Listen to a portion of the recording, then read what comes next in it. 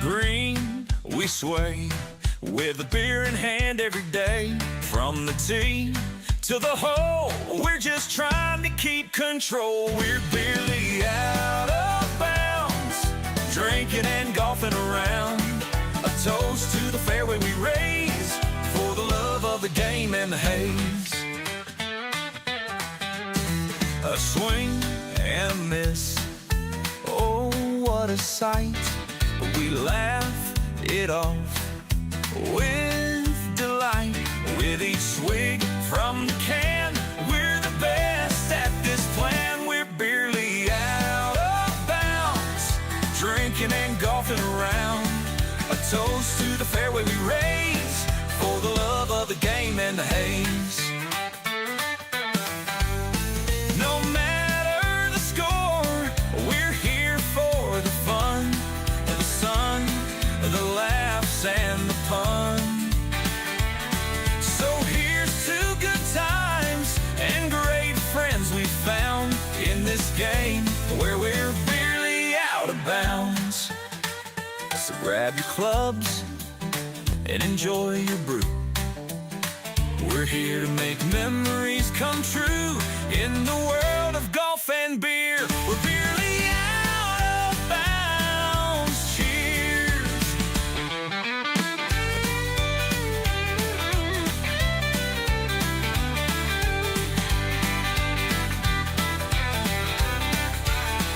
We're barely out of bounds, drinking and golfing around.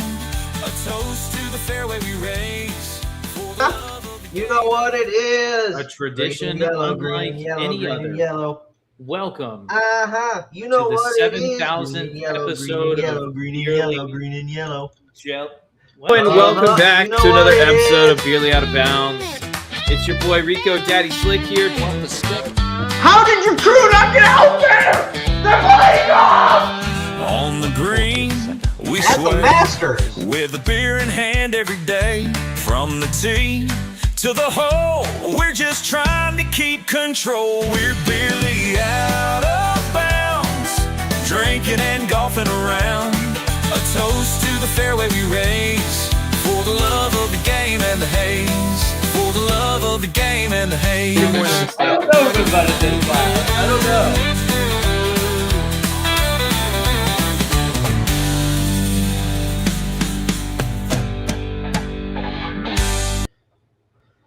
And welcome back to the BEERLY Out of Bounds podcast, ladies and gentlemen. As always, you've got Mr. Contrarian and Green and Yellow here. I'm not Mr. Contrarian.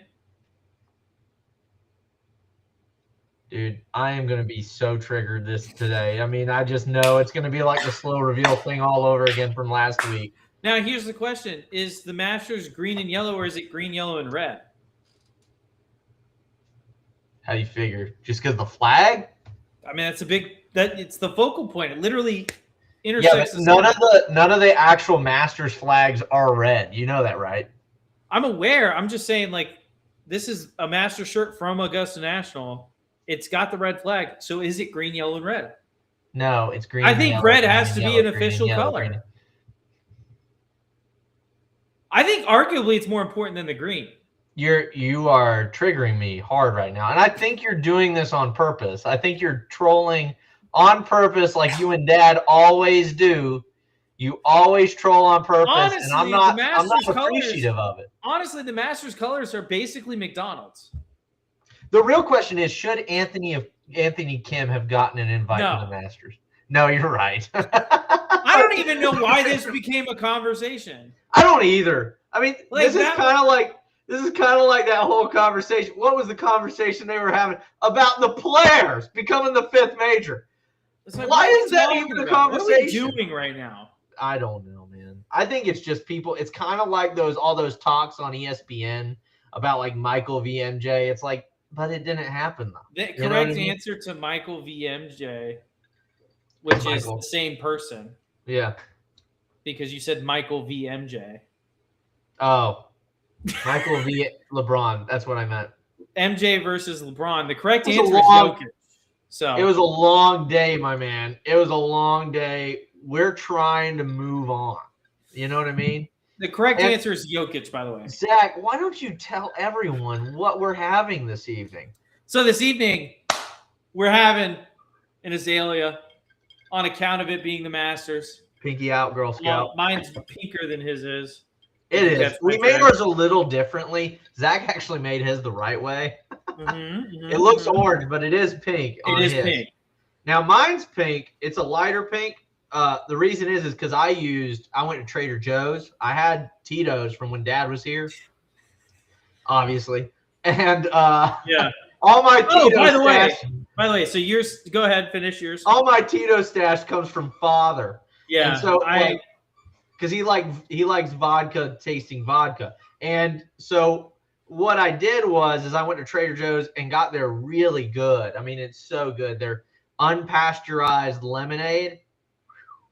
Like, it's perfect. It's pure lemonade. I use Minute Maid. Huh? You use Minute Maid? So you used all the fake stuff, and I used all the real stuff. And then I got the. I had a legit Azalea. Zane had fancy whatever Azalea. I had the one that they're serving at the Masters. Zane's having the one that they serve at dinner parties in the Hamptons, dude. I do declare, this is good.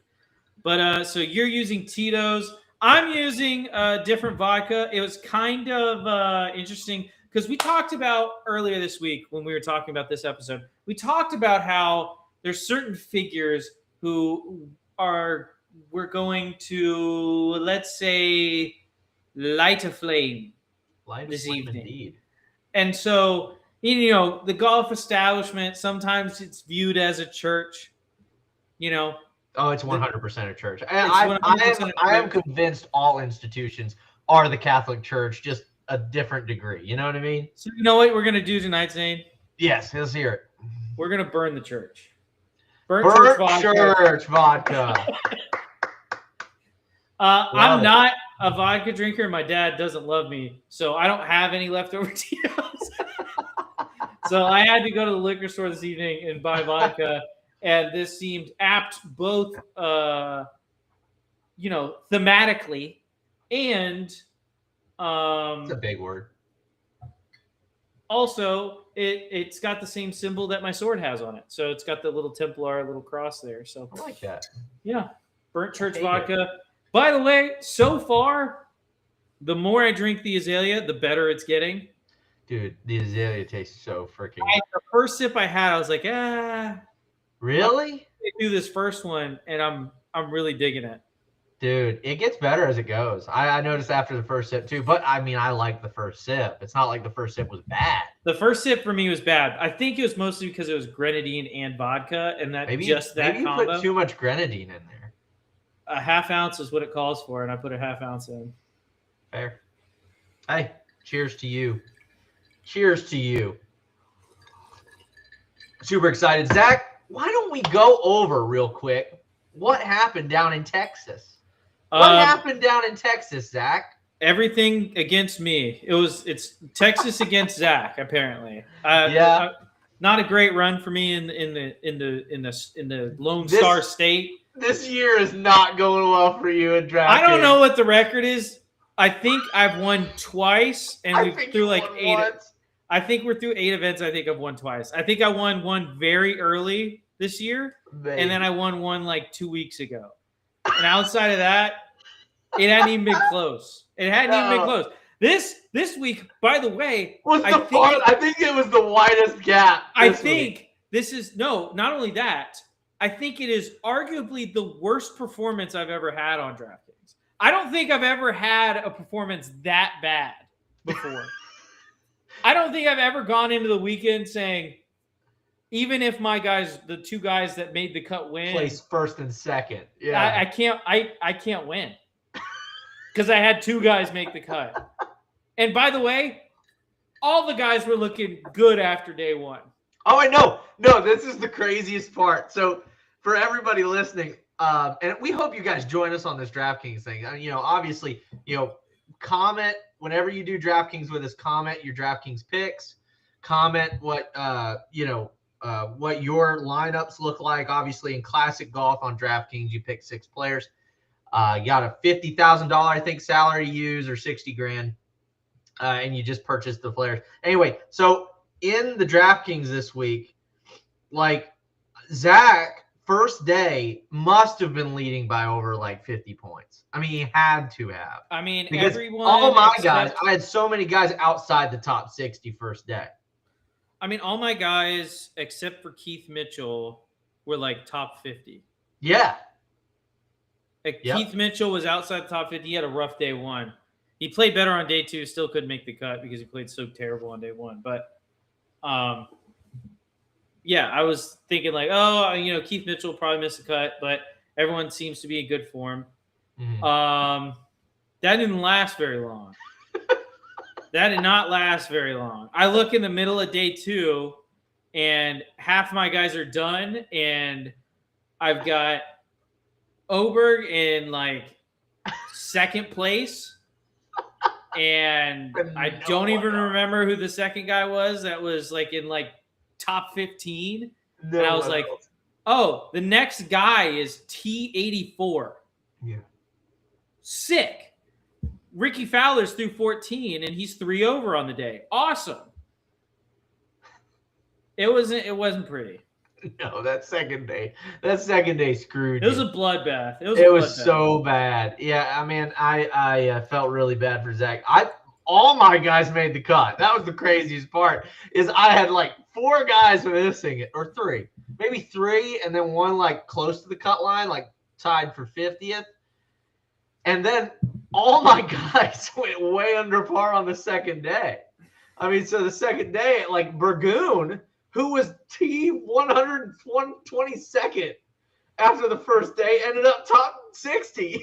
It's like tied for 60th, right at -2, right at 2 under. And Zach's sitting here going, like flailing, going, what the hell is going on? It wasn't even that. So Zane asked me how my guys were doing after Friday, and I said, it doesn't matter. And he goes, just tell me. And I said, it doesn't matter.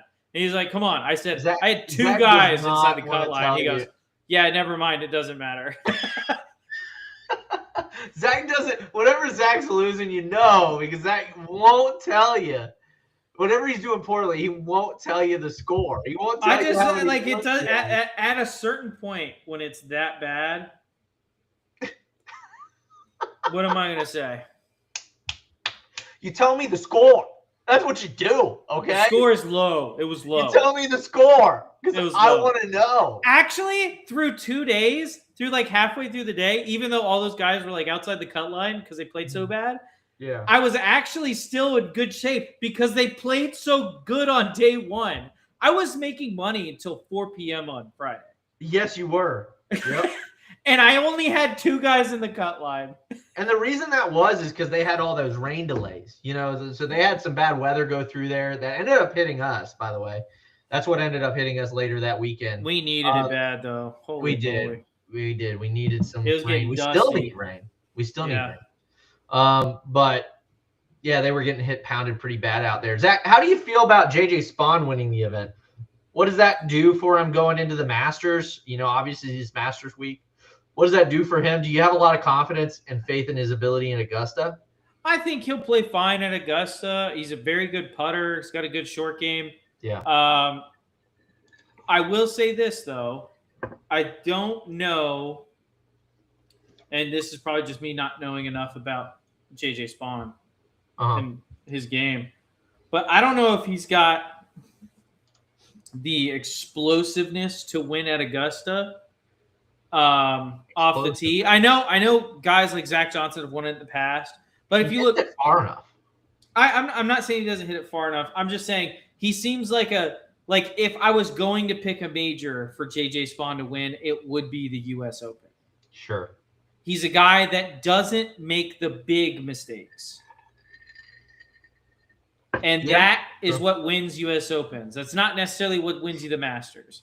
Because the Masters, the punishing thing about that course, the big protection about it is the greens, right? Mm-hmm. It's not – some tee shots are difficult, but for the most part, it's the greens and the subtle breaks and the crazy slopes. And, you know, if you short side yourself, you have literally no chance of getting up and down. You're playing for bogey at that point. For sure. So it's one of those things where if I was going to pick a major for him to win it, it would be the USO because he's just so consistent. Now, that being said, if the wind gets up or like you see some crazy things like we saw when Zach Johnson did win at Augusta, I could see him winning just because he's the most consistent. But Sure. I don't think he's going to be a guy that can go in there and throw up a bunch of numbers like a 68, 67, 67, 69. I just don't see that out of JJ Spawn. Yeah. I think he will be perfectly fine at this golf course. I think he'll probably make the cut. I haven't made my DraftKings lineup yet, so I don't know if he's made the cut in my lineup. But I just made it like 5 seconds ago. I haven't even looked. I know. By the way, we missed the drive the green, the big one. That doesn't surprise me. That's fine. I mean, that fills up quick. What we're gonna do is we're gonna get into that the next one, that 200K. 200K birdie. Hold on. Let me see. It's the Georgia Peach, 200K. Georgia Peach. Okay. Georgia Peach, yeah. It's $10 entry. because This is a major. It's a major. It's a major. It's a major. It warrants paying the $10. You know what I mean? 100%. 100%. 100%. So, but yeah, I think you're right. I think you're spot on with that analysis with JJ. The thing I would say is you made the comment about flashy or he doesn't have the firepower. Man, he's got enough firepower for that course for sure. I know it's lengthened since Zach Johnson won it, but he hits it further than Zach Johnson, no doubt. You're right. I mean, that's without a doubt he hits it further than Zach. And yeah. I do think if he can play like he played Valero and putt out of his mind, I think he's going to win. Now, granted, there's the pressure aspect. There's a pressure aspect, and this is a much tougher field than the Valero. For sure. But it's not – here's the thing. It's not a tougher field than Oakmont. And he won Oakmont. He did. So, I don't know. I think he's dealt with those demons. I think he has a real good shot. There's other players, though, Zach, that I think are peaking at the right time that we're going to go over here in a minute. Okay. Yeah, but we'll save that for draft. Yeah, we'll save that for the DraftKings. We'll save that for a little bit. So, yeah. So, what do we want to talk about first? Masters Week. What's the big storyline that you want to go over this week? Well, I think there's a couple cool stories. I'm going to see if I can pull it up about a guy. Did you watch the video I sent you? Depends on the video. It's about a guy who won the Mid-Am last year. No, I don't remember you sending me that video. I sent it to you on Instagram. You might not have seen it. Oh, I might not have seen it. It also depends on which Instagram you send it to. All right. I got it here. I'm just going to pause it real quick. Yeah, you're good. I'm going to... We're just having a good time, man. Just having a good time. Just having a good time. I can't wait till I work. Oh, hold on. We've got a call. We've got a call coming in, Zach. We got a call coming in? We've got a call coming in. They're inside the house. From the Putter Whisperer down in Auberdale, Florida. Let's talk to the Putter Whisperer. Mr. Putter Whisperer, how are you doing today? Hello? Hello? Hello? Putter Whisperer, can you hear us? Can you hear us? Mr. Whisperer. Mr. Whisperer. Mr. Whisperer, can you hear me? How we doing? Doing good, Mr. Whisperer. How are you doing? Hello, can you hear me? We can hear you just fine. He's having issues. He can't hear us. He's responding to the television. Yeah, he is. Look at him. Can you hear us? This is why you need to keep cell phones out of the hands of boomers. Yeah. Can you hear me? He's looking at the screen. Seem to have a little bit of a delay. Of course you do. Of course you do. Yeah, this is great. Got my Masters hat on. I love it. Yeah, you do. I love it. I think you got to turn the volume up so you can hear us. Can you hear us? Yeah.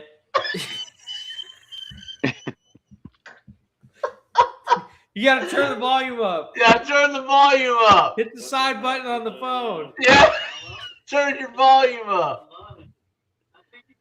It's about, hey, it'll come around. It'll come around. I can hear you fine. Oh, You can hear us fine?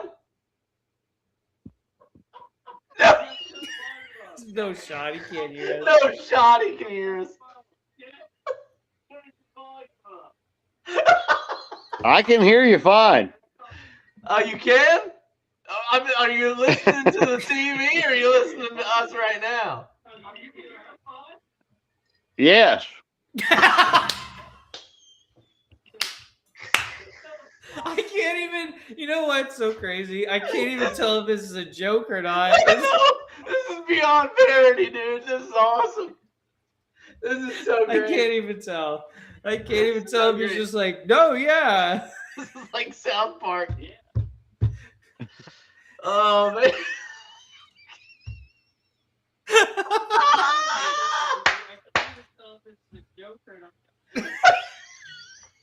I can't even watch the TV. Or is that better? I don't know. Is it? I don't know. Can you hear Can you us? hear us? Are you gonna? Can you talk to us? Can you talk to us? That's hilarious. I don't think I can't. he might. It looks like he is having an azalea. So at least Are you having an azalea, Dad? give it 30 seconds. He'll answer. There's like a 2-minute delay. It's Yeah, because you're talking to the TV and you haven't turned it up on your phone.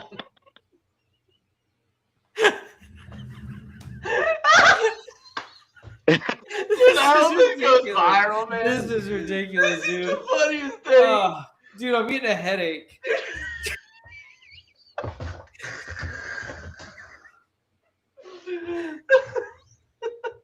I can't, dude. It hurts.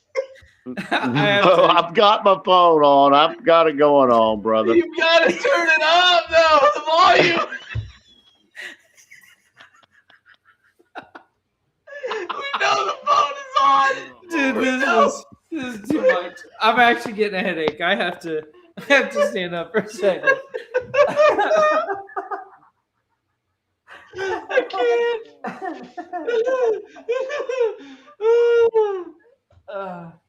Oh God. Oh God.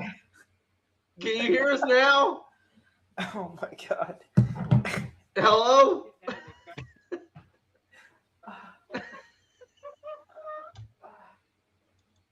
All right. Oh, We're gonna have to say bye to the putter whisperer, Zach. We're gonna have to say bye to him. Bye, putter whisperer.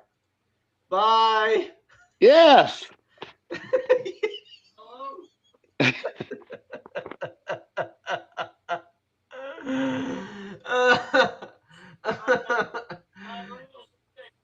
Oh man. Zach, where are you? Enjoyed it. Yeah, enjoyed it. Peace. Yes. Oh, Zach, are you there? Oh, Zach, where are you? Oh, buddy, don't leave me. Oh, that was so great. That was too much. I wonder where Zach went. I missed that guy. Oh, there he is. There he is. Zach? Hello? Yeah. Oh, can you hear me now? I'll be right back. I'm making myself another drink.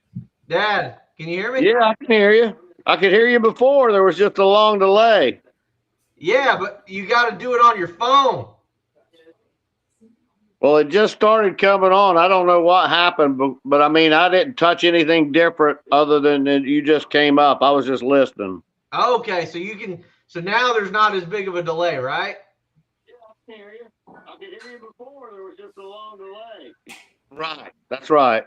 Okay, gotcha. All right. Well, you might want to turn the TV off.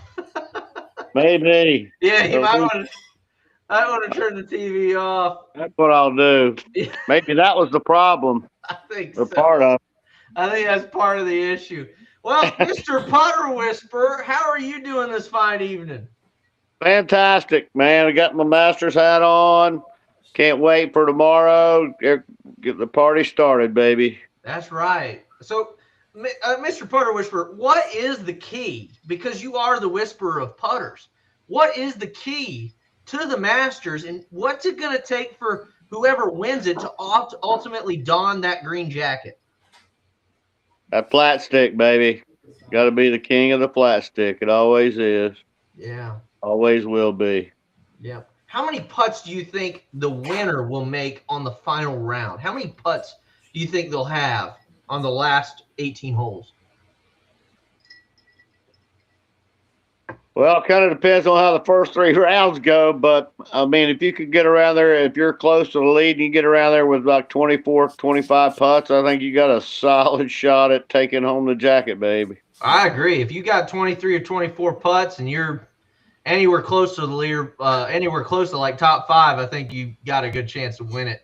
Now, here's the question. We were just talking about JJ Spawn. Obviously, he won the Valero. It's really hard to go back to back, right? But I mean, what do you think? Because I know you watch golf religiously. What do you think is his chances to win this tournament? We were just talking about the firepower it takes at Augusta. Honestly, though, he doesn't hit it as short as Zach Johnson. And, I mean, I think he hits it far enough. As long as he can putt well and chip well, I think he's got a good shot to win it. What say you? Well, I mean, you know, he proved his medal last year in the U.S. Open, so I don't think the pressure will get to him. But other than this past weekend, he has struggled with the putter a lot this year. Okay. So one good tournament of putting, I don't know if that's consistent enough to, you know, it's not a big enough body of work to say he's a favorite or anything. But, you know, he definitely got the medal to handle the pressure. That's a fact.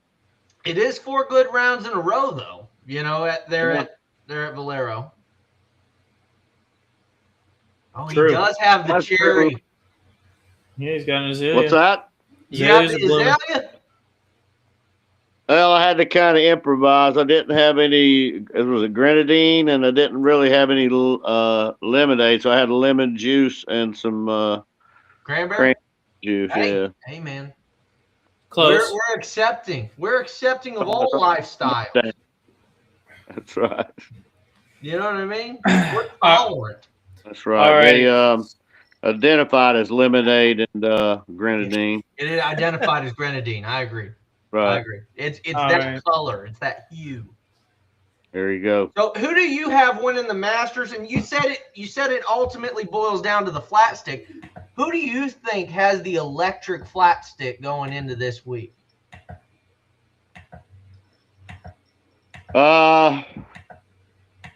You know what? I mean, he hasn't really performed that well this year to his standards, but Scheffler's just such a good iron player. I don't know how you certainly can't keep him out of the top 2 to 3. I don't think. I mean, he's been on a phenomenal run He's for the last Thanos, few dude. years, He's 2 or 3 inevitable. years anyhow. And you know, if he can catch fire with the putter, I think he runs away with it. Yeah. He's that Okay. good a ball striker. So we'll see. Just it's going to depend on his. I know he's been struggling with the driver lately, so it's just going to depend on if he can get the driver figured out this week. Because last Hello? tournament I saw him at was TPC Sawgrass at the Players, and the drivers I just think I lost you again. spraying Oh. everywhere. Can you hear me? I can hear you. He can't hear Zach. You can't hear Can't me. hear Zach. That's wild. Well, I can hear you, Zach. So ask me, Zach, what was the question? And I'll ask Dad. I was basically saying it's going to depend on Scotty's driver. Has been his real issue. He's It saying it's hasn't- going to depend on Scotty's driver. It's been his real issue. Do you think Scotty's able to put it in play? I do, because I mean, really, in Augusta, all you have, if you can keep it on the course, you got a chance, Yeah, right? I mean, they don't have the super thick rough there as a true. rule, and I mean, I just think he's just too good to be held back much longer. I really think he's going to bust out. I mean, that would be my favorite to win it. That's for sure. Okay. That's not a bad choice. A lot of people are favoriting Jordan Spieth. Let's go ahead and Zach. Do you mind if I share something real quick? Yeah, go ahead. I'll stop mine. All right, cool. So the thing that I want you to watch is Jordan Spieth talking about where his game is at ahead of the Masters. Oh, I'm on the wrong one here. So Jordan Spieth was talking about where his game is at ahead of the Masters, and I want to get your take on this. Let's go ahead and share my screen here. Share screen. That one. All right, here we go. Let's go ahead and listen to this if you can. Let me know if you can't hear it. Great. Yeah, I feel good. I just Have no sound.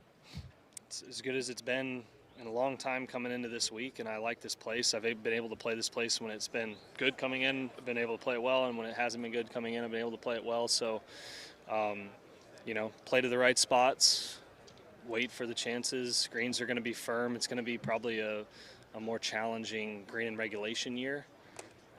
So it's going to be important to be coming out of the fairway just because it's going to be hard to get it to stay on some of the greens if you're not. And then it's going to probably get brown and crusty.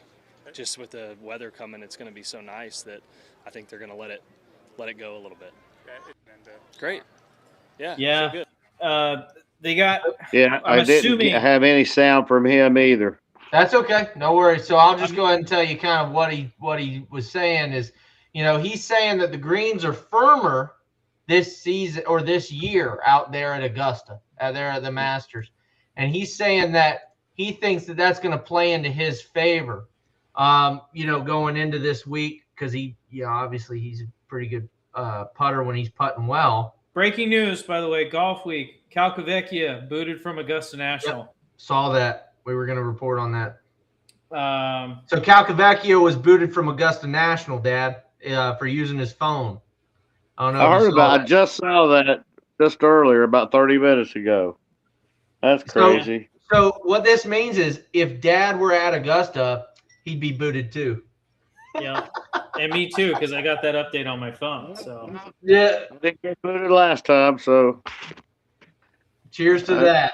I turned in my phone. I do a Law and Order every time. That's me. Law and Order every time. That's right. uh, So, and then the last thing I wanted to ask you is, with Scott or with Jordan Spieth, do you think that he has a shot? I know he's been playing well as of late, or better than he has been last yeah, year. he's been much more consistent this year. Much than more years consistent. Do you see him having an opportunity to win at Augusta this year, or even top 5? Is that in the picture or no? I think anytime you got anybody that's won there before, you think you gotta give them some chance of repeating it because they've got a better feel, I think, than the person that hasn't. However, he still, he'll make a little run and then he'll make several hiccups along the way. It's like that's just so unlike him. Wouldn't hurt my feelings for him to win. Love him as a player. Seems like, never met him, of course, but seems like a really good guy, just like Scotty. And I just think that, and if the greens are firmer, guys that can hit the high balls like Scotty, especially, that makes them even a bigger factor, I think. And I don't know, Spieth's that guy. So we'll find out. I think you're right. I think, and I'll let Zach talk after this. I know you can't hear Zach. That's fine. But I think with Jordan, the big concern that I have with Jordan is his tee shots. Like, he has not been good off the tee. There at Valero, he sprayed it. obviously he's a wizard at getting out of trouble, but with guys like Scotty in the field that are going to be that can two-putt almost every time and shoot even, I don't see him being able to keep up. I just don't. So what say you to that?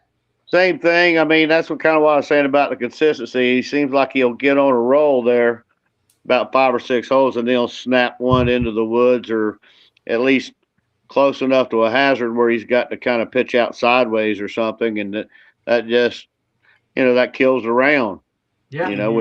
Especially when you do it 2 or 3 times. Shout out to hole 12. Happened to me this past week. So, Absolutely. Dad, before you go, Dad, I just want to ask you about your upcoming tournament schedule. I know you're a big amateur player, a real hit on the amateur scene. I just wanted to kind of see what you have coming up. What's the upcoming tournament schedule for you?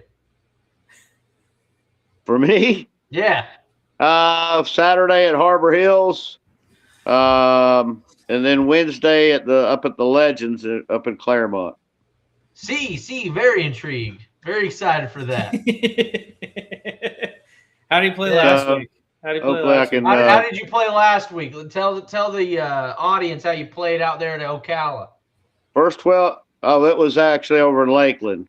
First 12 holes were probably the best 12 holes I played in 10 years. Unfortunately, that 13th hole that I played, disaster, and then the 15th hole that I played was disasters. Zach, he had a 9 on a par 4. A 9 and an 8, and I shot 11 over. I was 8 over on 2 holes, and I shot 11 over for the tournament. Oh man! No, excuse me, 9 over on 2 holes. I'm sorry. You were 9 over on 2 holes. Bought in a quintuple and a shot, and I was And you shot 11 over. 11 over. What happened? What happened?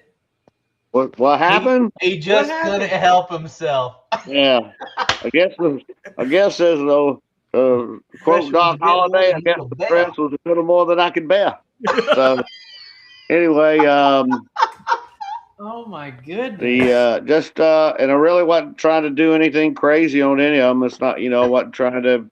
I was actually trying to play it safe, and I just messed up my safe shot. So it was crazy. Happens. Oh man, it does. As they say, I'm gonna try to learn from that and grow from that experience and get myself back in that position. Well, I mean, what I tell everybody talking about like how like a bad hole doesn't have to be the end. It was really good. I mean, for the most part, I played so well the rest of the round. I mean, exceeded my expectations overall. Nice. Sure. So it was a good round. Good. I mean, what I always say when I'm talking to someone about anyway, bad thanks for asking. So hopefully I can do well this weekend. All right. Sounds good. So Zach, what did you want to say to Dad? I'll repeat what you say. I was going to say what I say to everyone about bad rounds or bad holes is like probably my best example. And I tell this story a lot just because I feel like it's probably my best golf story. And that is during my PAT, I started out par, bogey, quad, triple, and ended up turning around and passing. So, like, just because you have one bad hole or a couple bad holes, it doesn't mean it's the end of a round. You got to keep fighting no matter, how down in the dumps you feel because it can get on you quick.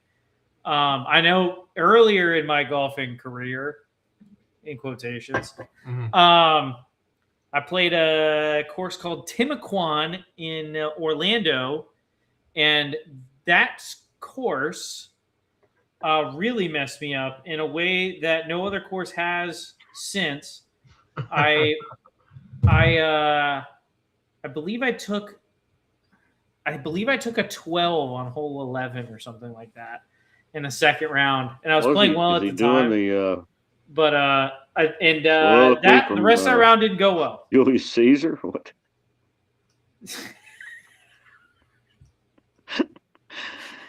Okay. Go finish, Zach. Finish. No, that's it. I won't say I was anymore.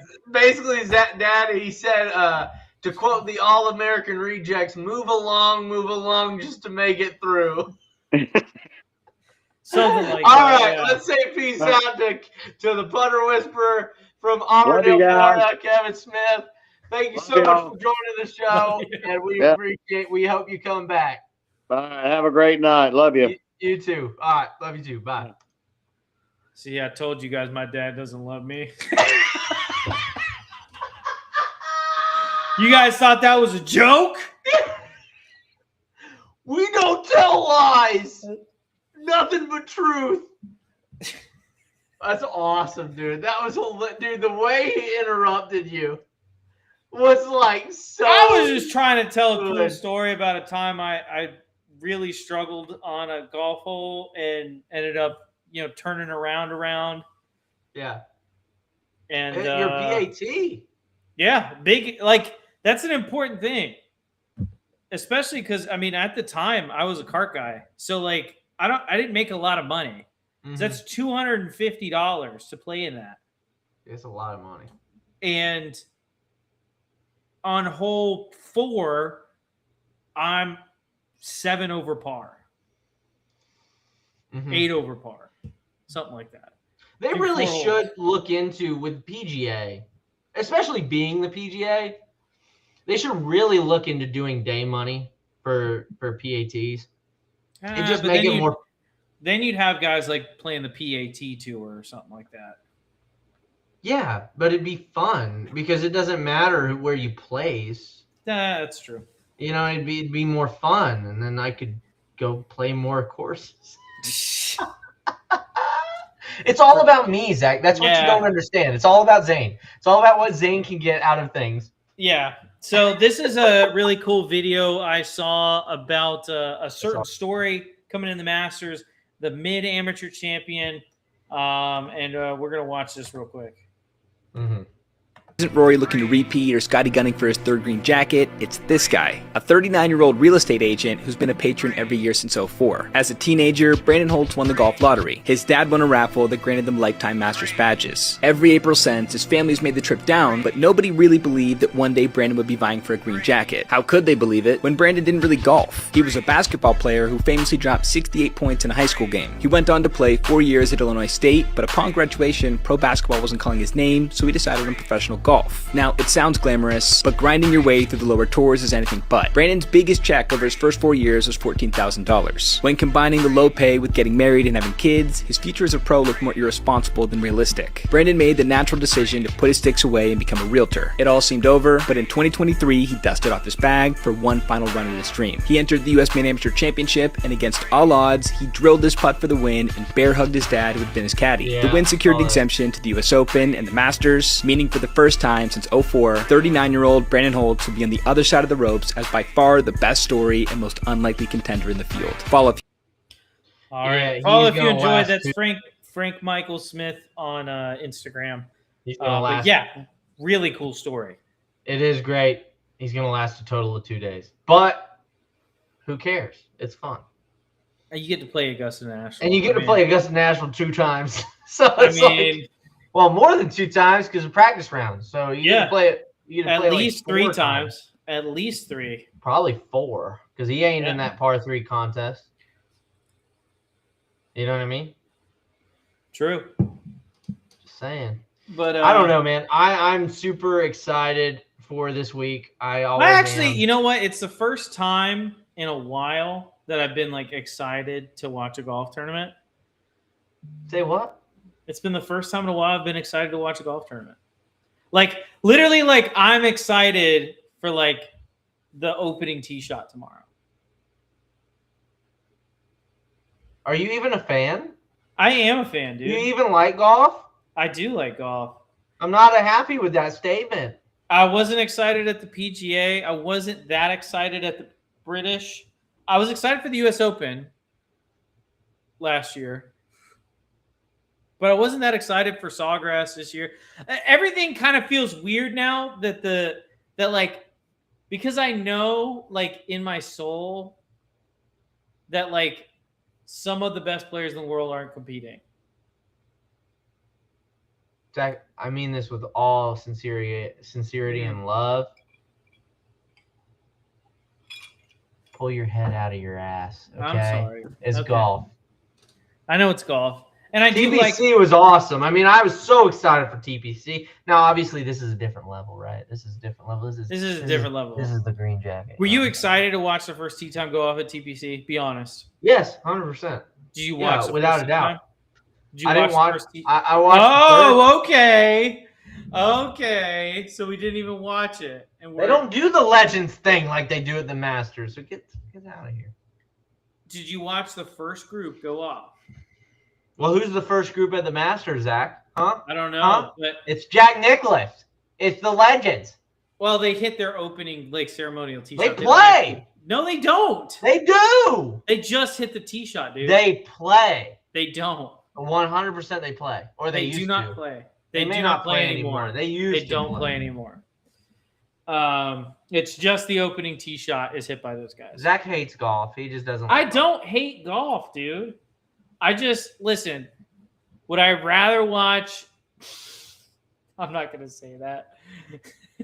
Please say it. I was gonna say, would I rather watch Live Adelaide or the Valero Texas Open? Probably Live Adelaide. I don't. Well, this year definitely, right? Yeah, I mean, without a doubt, Live Adelaide. yeah. I mean, that last round was electric. That was so good, Just saying. so good. I'm just Anyway, saying what everybody's thinking. And the Rippers won. You know, the Australian team won. That was cool. Yeah. I mean, it was dope. It was dope. That's why I got this hat on. It's got the 4 Aces logo. All right, we got to get into burying some churches now because Let's bury the we're running Pope. out of time quickly. We still have to talk Masters. We did a little bit, but we're going to talk more about it when we go over draft. Can I get another drink? Yeah, go ahead. Yeah, keep talking.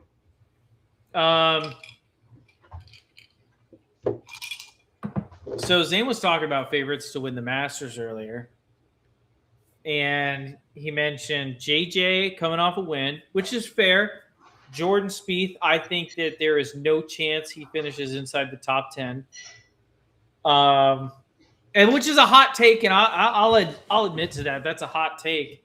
But if we're being honest, just because a guy has been making cuts and finishing in the top 30 on the PGA Tour doesn't give me the confidence that he can just go out and win a major. He hasn't really shown pop this year, is what I'm saying. Let's go and look at Jordan Spieth's last few events.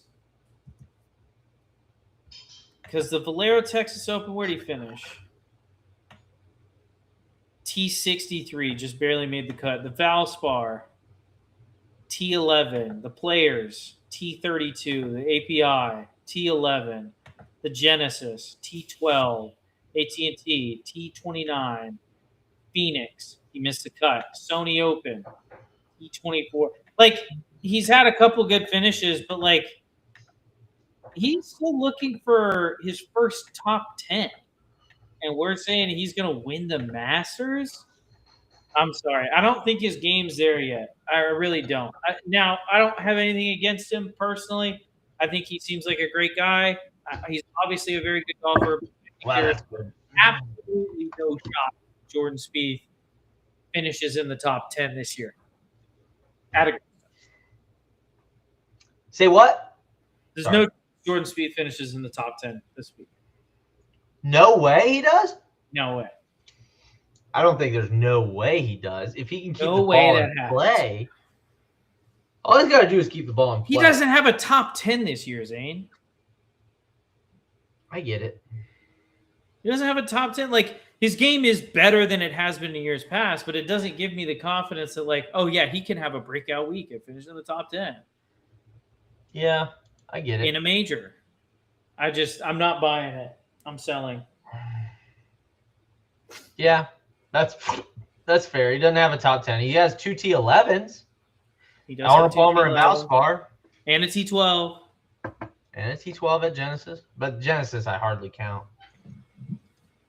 But you do count it. Noted.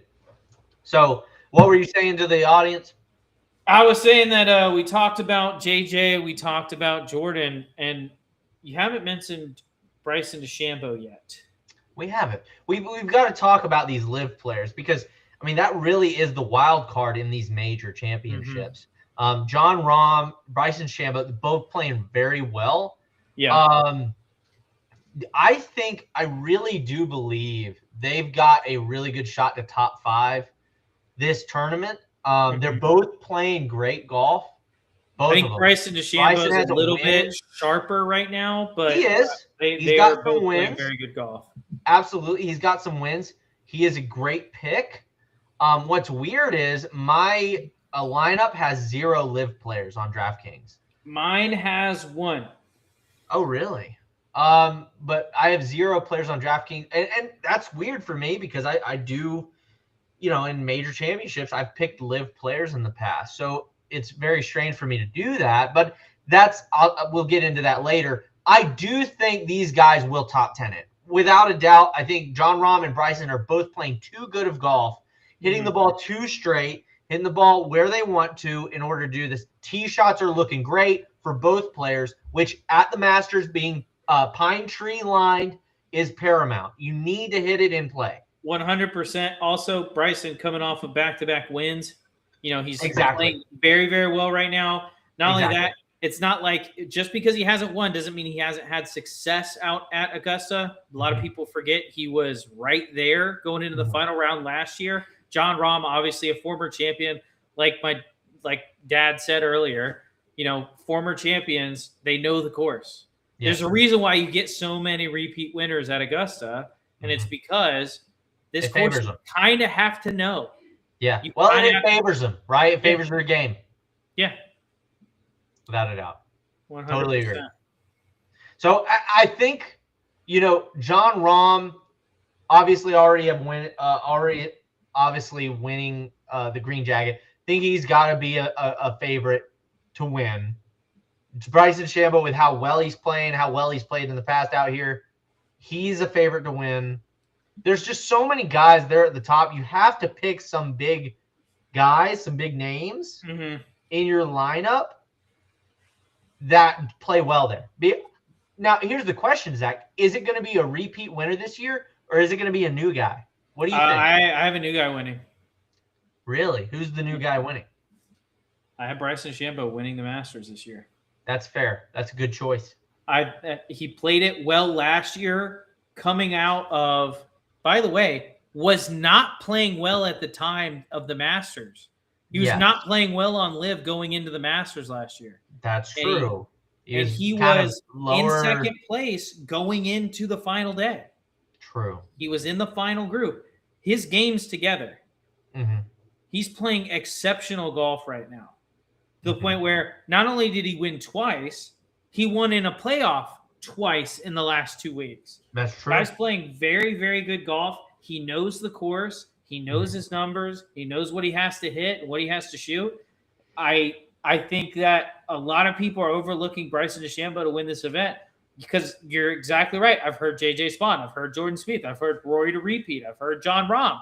I've heard, and it's just because we see more golf from those guys, right? I've even heard more talk about John Rahm than Bryson DeChambeau when Bryson DeChambeau is playing better right now.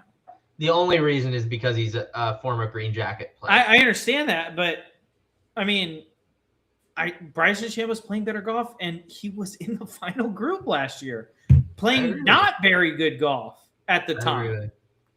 So I really think this might be Bryson's year to win a green jacket. I really do. I kind of hope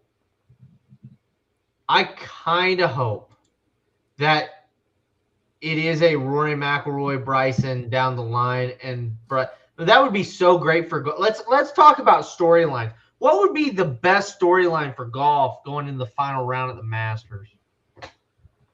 I already know mine. I just want you to hear what you say. Who do you think? What do you think would be the best storyline? I think the best storyline Sunday is Bryson DeChambeau, Rory, Scotty, and I'm gonna even put a younger guy, and Ludwig Oberg in contention, coming down 12, 13, 14, 15, 16. Yeah, I like that. I like it. I think what would be great for the game is one of two things. Number one, a Rory McIlroy, Bryson DeChambeau final match. Basically a final match, final round, final group. Bryson wins. Think that would be great for the game. The other thing I think would be great for the game is a 2019 style game where instead of Tiger in the last group, it's Scotty, and there's like 8 guys vying for it. Like that would be another great line that I think would be tremendous. Or even put anybody out on top. You know what? I think 2019 repeat of 2019. Adam Scott in that final group. That would be cool. I don't have Adam Scott. He's playing well right now too. I don't have Adam Scott top 10ing it. I have him like top. I have him making the cut outside top 25. Okay. And that's not because I don't like Adam Scott. I'd love to see, and he's won a green jacket. Yeah. So like, I'm not saying he can't play well here. It's just he's had a lot of rounds at the Masters. He's had 1 green jacket. And he's played well, but you wouldn't say he's a yearly contender. No, that's fair. He's had a bit of a downturn the last couple of seasons. He's actually playing well coming into this event. Now let me ask you this, Zach. Who's your dark horse for the win this week? Dark horse win. My dark horse. Like somebody nobody expects to win at Augusta. Make it an actual dark horse, please. Don't say like Ludwig Aberg. Don't do that. No, because he's played well. He's been in contention in the final 4 holes. Yeah. And he's one of the best players on the planet. I want to say there's a couple guys I want to go with. I would love to see Jacob Bridgman. He's one of mine. Or Jake Knapp. Fair. Those are 2 good choices. I was gonna say this is the year I could see Corey Connors donning the green jacket. No. Corey Connors. He just doesn't have whatever it is that you need to win a major. Maybe not, but people said the same thing about Danny Willett, and he has a green jacket. That's fair. So like people said the same thing about Danny. Corey Connors is a great golfer. I don't care. I'm not saying I would never say that Corey Connors is not a good golfer. I know not even a great golfer. I would never say either of those things. But I just whatever it is that puts you from finishing top 10 to winning a major. Sure. He doesn't have whatever that is. Yeah. Because I feel like year after year, I watch Corey Connors go out and play 4 really solid rounds of golf and finish T8. Yeah. In major championships. And and to finish T8 in a major is no small feat. You have to be playing extremely well to do that. But whatever it is that gets a guy from T8 to coming out on top, I don't believe he's got it. That's fair. Fair criticism. But he's stuck around top 10s. Especially here, too. Especially here. So consistent here. Especially here. And this could be the year when you see a lot of guys at the top and him taking it home just because of his consistency. Yeah. Now, you're right. It's going to have to rely on Scotty not hitting fairways, Jordan Spieth not hitting fairways, Bryson DeChambeau missing putts and missing around the greens. I think the big thing for Bryson is, can he drain putts? I don't think that's it for Bryson. I remember. Well, no. I just remember back last year when it was Rory and him, how he would have great reads. Like he would have like Rory putting first, and he he'd have the read and just miss the read. And that's what I'm worried about with Bryson, is being able to put ball in hole. So I'm not worried about Bryson being able to put the ball in the hole. What I'm worried about with Bryson is kind of been his issue in these majors, and it's can he not only hit greens, can he put it close enough on the green? Yeah.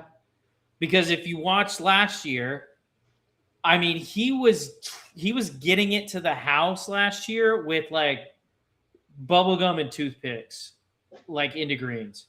His approach stats were not good. And his final day, they were downright awful. I mean, just down, like missing the green 10 yards short, like not even coming close. Putts. No, I understand. Guy still has to make putts. That's true of everybody in the field. But yeah, at Augusta, be honest with me. At Augusta, you have to make the 15-footer.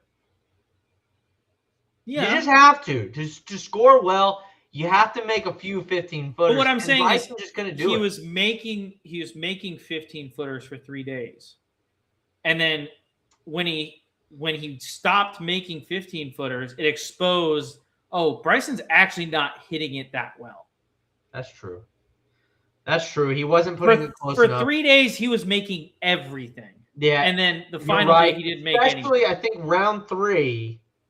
He was making a lot, even though he was outside what you would consider birdie range proximity.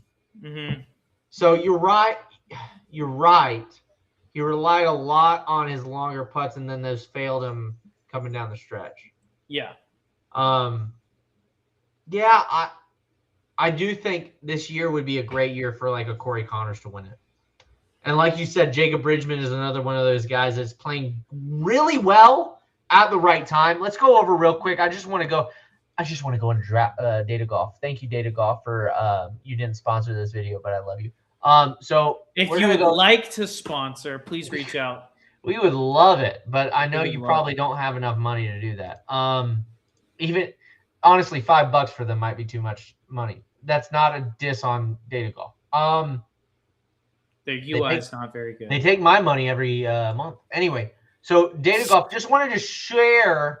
So Jordan Spieth, everybody's talking about Jordan Spieth. Zach's exactly right. He's not playing well enough right before the majors.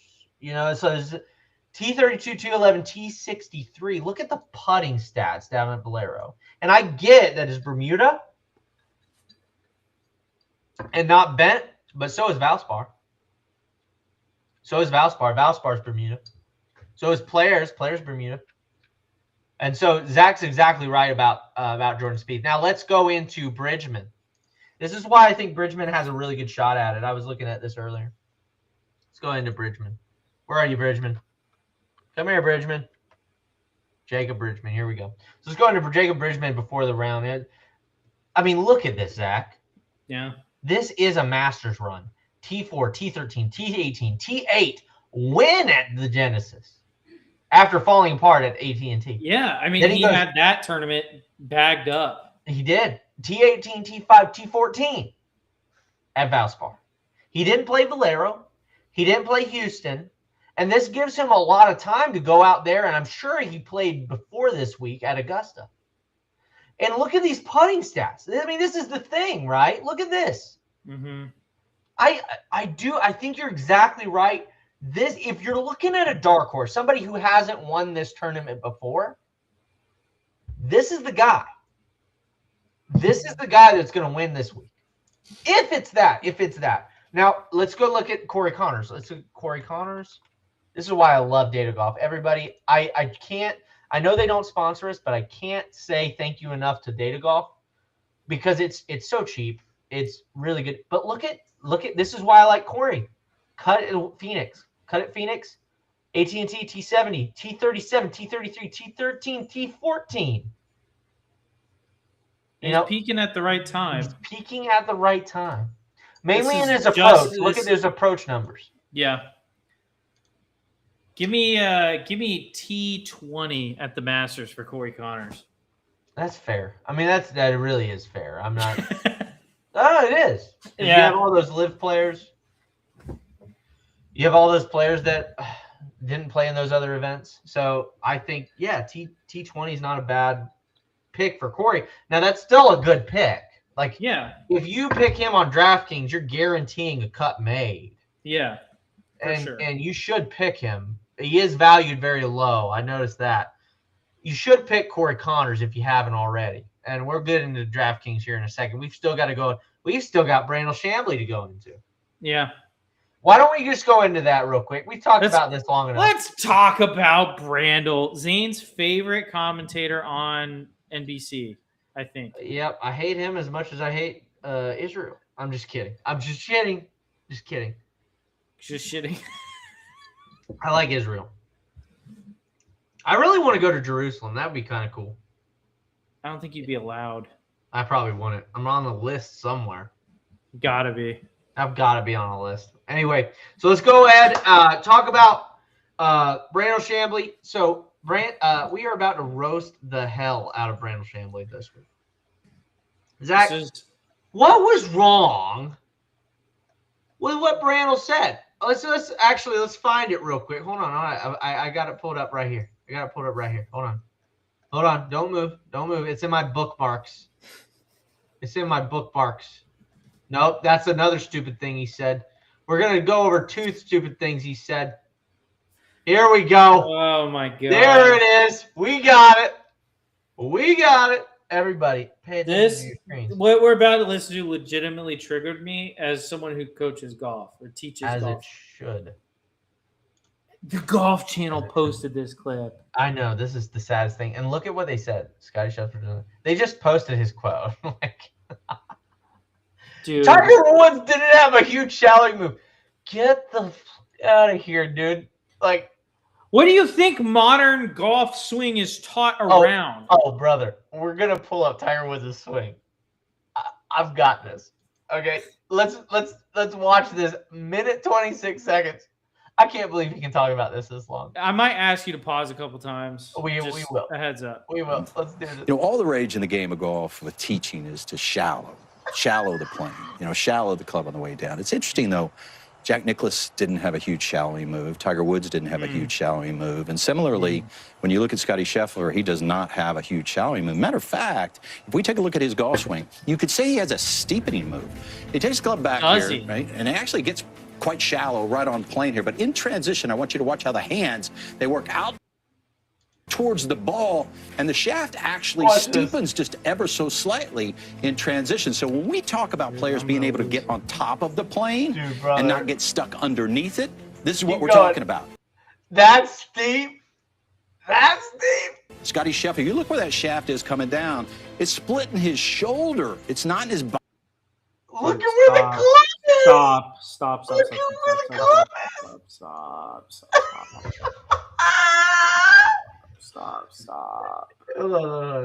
Okay, so do you want to explain it, or do you want me to explain what he's actually talking about? You go ahead, buddy. Okay, so as a golf coach, there's a couple different things you look for in the transition. There's something called hand path, and then there's something called club path. Those don't always match. The club is connected to the hands via the grip. I'm so proud of you. The club is connected to the hands via the grip, but they don't always do the same things. Just because if I'm swinging and I go like this, that does not necessarily mean my club's going to go like this. Okay? Yes, brother. So, go Adam. Scotty Scheffler, if you've ever watched Scotty Scheffler play, most of the time with his approach shots, he plays a cut or a fade. Okay? So his natural motion is transition. His hands are going to go slightly this way because he's trying to get his path, what we call across the line. It basically means out away from his body so he can come across the ball and hit a cut. I don't love that, but keep going. Now, just because my hands move this way, if you watch his hands in his transition, they actually do this. Yeah. Which would take it from steep So what's an opposite of steep, Zane? Shallow. It's shallow. So In his the hands go shallow, out and his club shallow. shallows, so that when he comes into the ball, he's not making a V shape. This is how I explain to students. You don't want to make a V shape like this. You want to make a U shape, because that way you don't have to be perfect to hit a decent golf shot. Yeah, unless you're Because Zane, if you're coming and in then like you a just hit perfect V, golf shots. you have to be perfect if you're hitting it at a V to hit it True. decent. Yeah, that's not a bad analogy. So yeah, I mean, and look at. I just want to point out for those people, you can see his foot line. So obviously this is taking not exactly down the line, but notice where the club's at, Zach.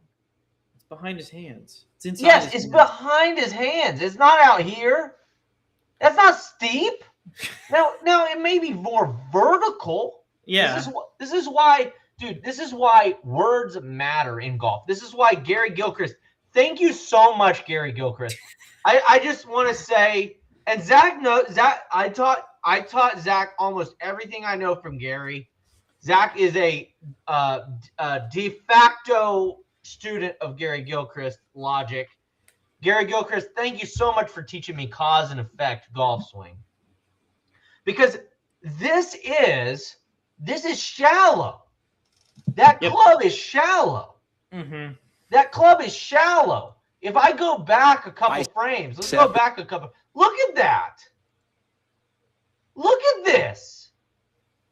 That ain't steep. Look at where it's pointing. It's pointing outside the ball. Yeah. That's not steep. That's not vertical.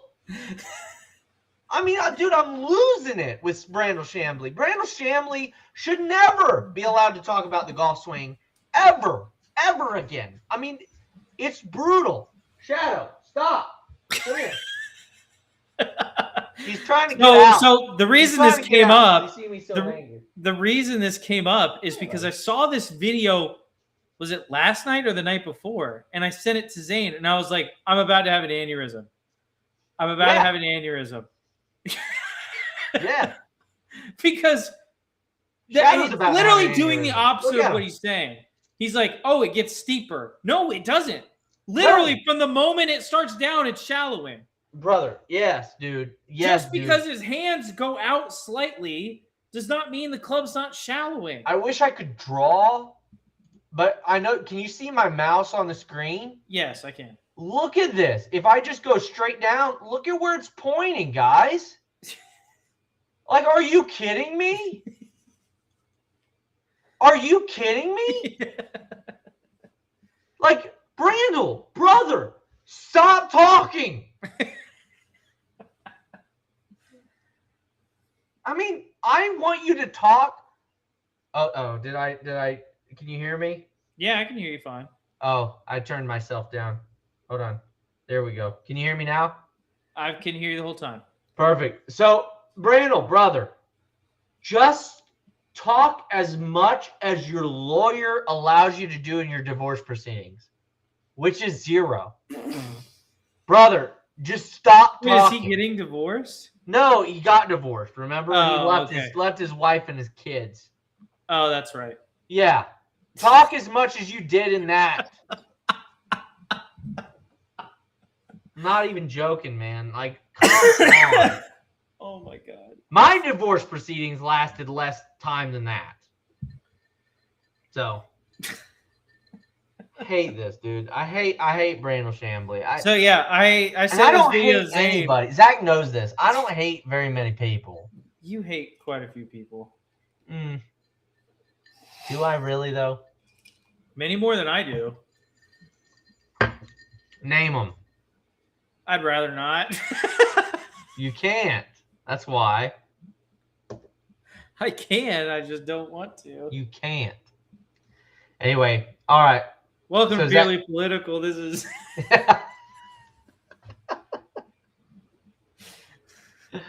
All right, let's go ahead and play the rest of this clip. You ready? Hold on, we got to listen to this guy. About Scotty Scheffler, you look where that shaft is coming down.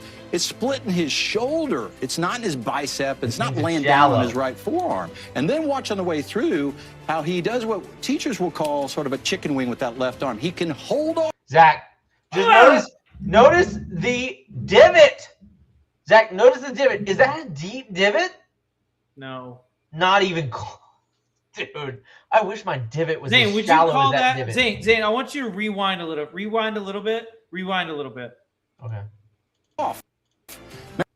Oh, sorry. Chicken wing with that left arm. No, And keep it's going splitting back. his There you go. shoulder. It's not in his bicep. It's not laying down Did you on call his that right a chicken forearm. wing? And then No, this is not a chicken wing. This is not a chicken wing. Zane, when do we need both arms to be straight in the golf swing? About right here. Let's go ahead. splitting his Hold on. shoulder. It's not in his bicep. We need both It's not arms to be laying- straight right about there. And that's it. At that point, does it matter what happens with your arms? Not a fucking difference. Sorry. He I could didn't do a mean to- I didn't backflip mean right to- down now, on his and I right. wouldn't care. Look how straight those arms are. Do you see a chicken wing, Zach? No, because it doesn't exist. Yeah, it's because it doesn't forearm. exist. And then watch on the way through how he does what teachers will call sort of a chicken wing. There's no chicken wing to be found. That's a bent left elbow, which will happen as a result of you finishing your golf swing. Now, does he finish with the club stick behind his head? No. But at that point, just like Zach said, who the hell cares where the club is? All I care about on your finish. Now, granted, I do a drill called the magazine drill where you pose like you're on the front cover of a magazine, and it's just Sure. to make sure someone's turning through the shot. Make I sure like they're that. getting I through do, it. I do something similar. That's a good. That's a good So like, but at that point, the reason I'm doing that is because they're making good turns back. They're just not turning through the golf ball. Sure. Okay, Scotty Scheffler doesn't have that problem. Am I worried about Scotty Scheffler posing like that? No. Not even a lick. And how is that not a bad? How is that a bad pose? It's not. It's freaking textbook. It's a chicken wing. The chicken wing right there. It's got the chicken wing. You see? It's you like- see it's got the chicken wing. I'm not The right angle convinced. is the elbow. I'm not convinced Brandel Chambly has ever taken a golf lesson. No, I'm not convinced Brandon Chambly ever has given a golf lesson. I know he hasn't. And if he has, it would look a lot God like help you. this. It would look a lot like this. Can I show you something? Can I show you something? Please show me something. Oh, it's so great. It's so great, dude. It's the best thing ever. Where Is it someone trying to emulate? Oh no, it's his wife. It's his new wife. Not his old wife, his new wife. Swinging a Please. golf club? Please, let's see it. Let's see it. Here it is. Let's go. Here we go. Zane had to go on private to find this. Oh, brother, this is the best thing you've ever seen.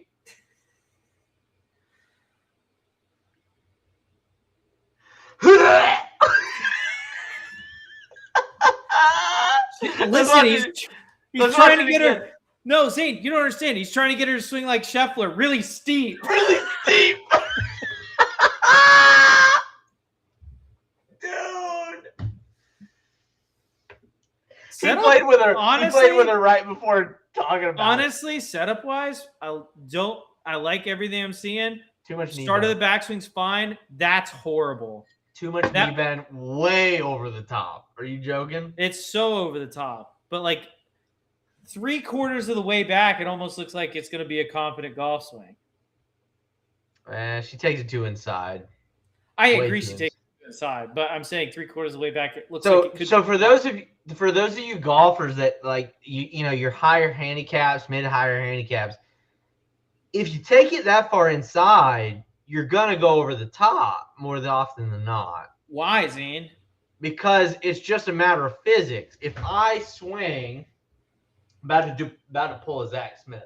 You ready? There you go. So if you take it back inside this way, it's like a rubber band. It's gonna react.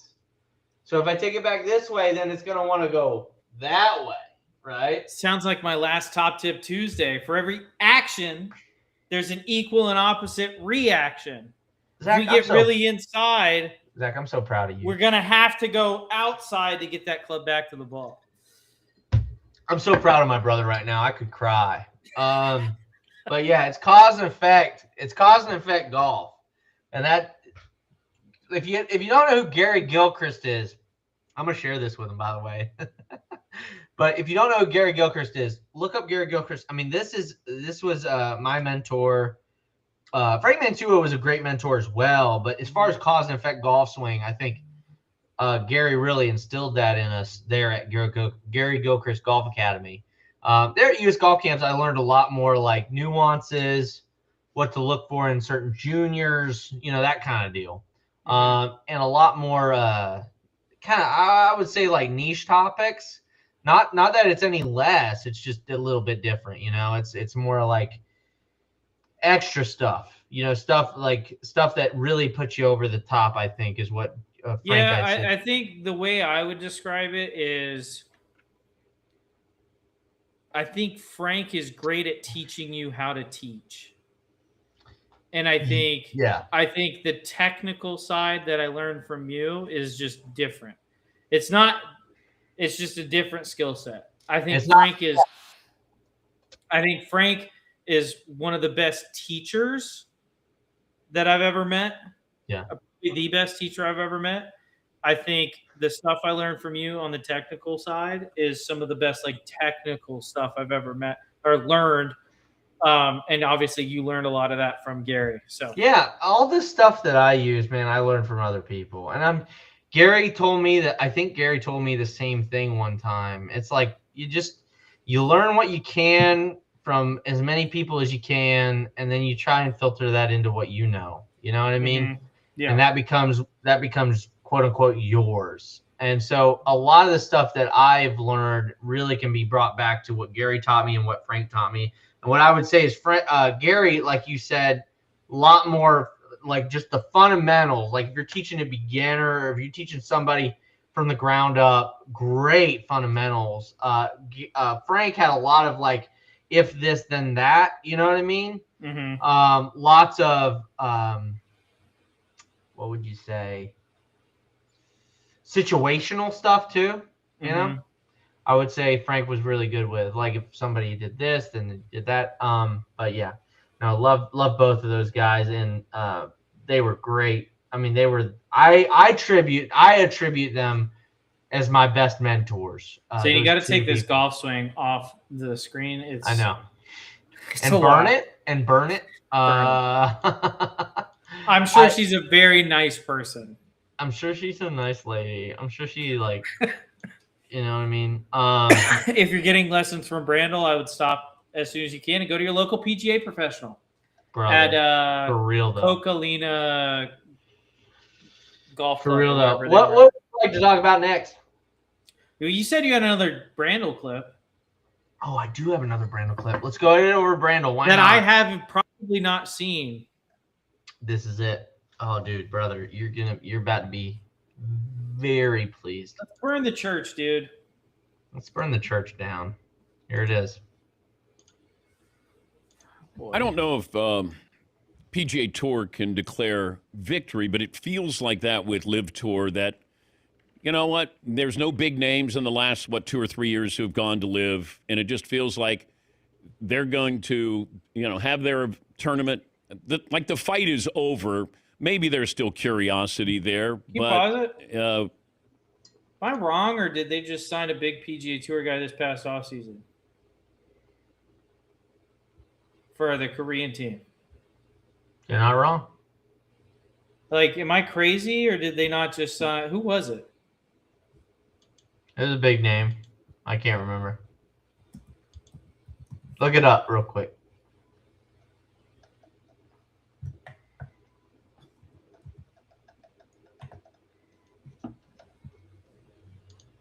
I'm 100% sure that's a thing that happened.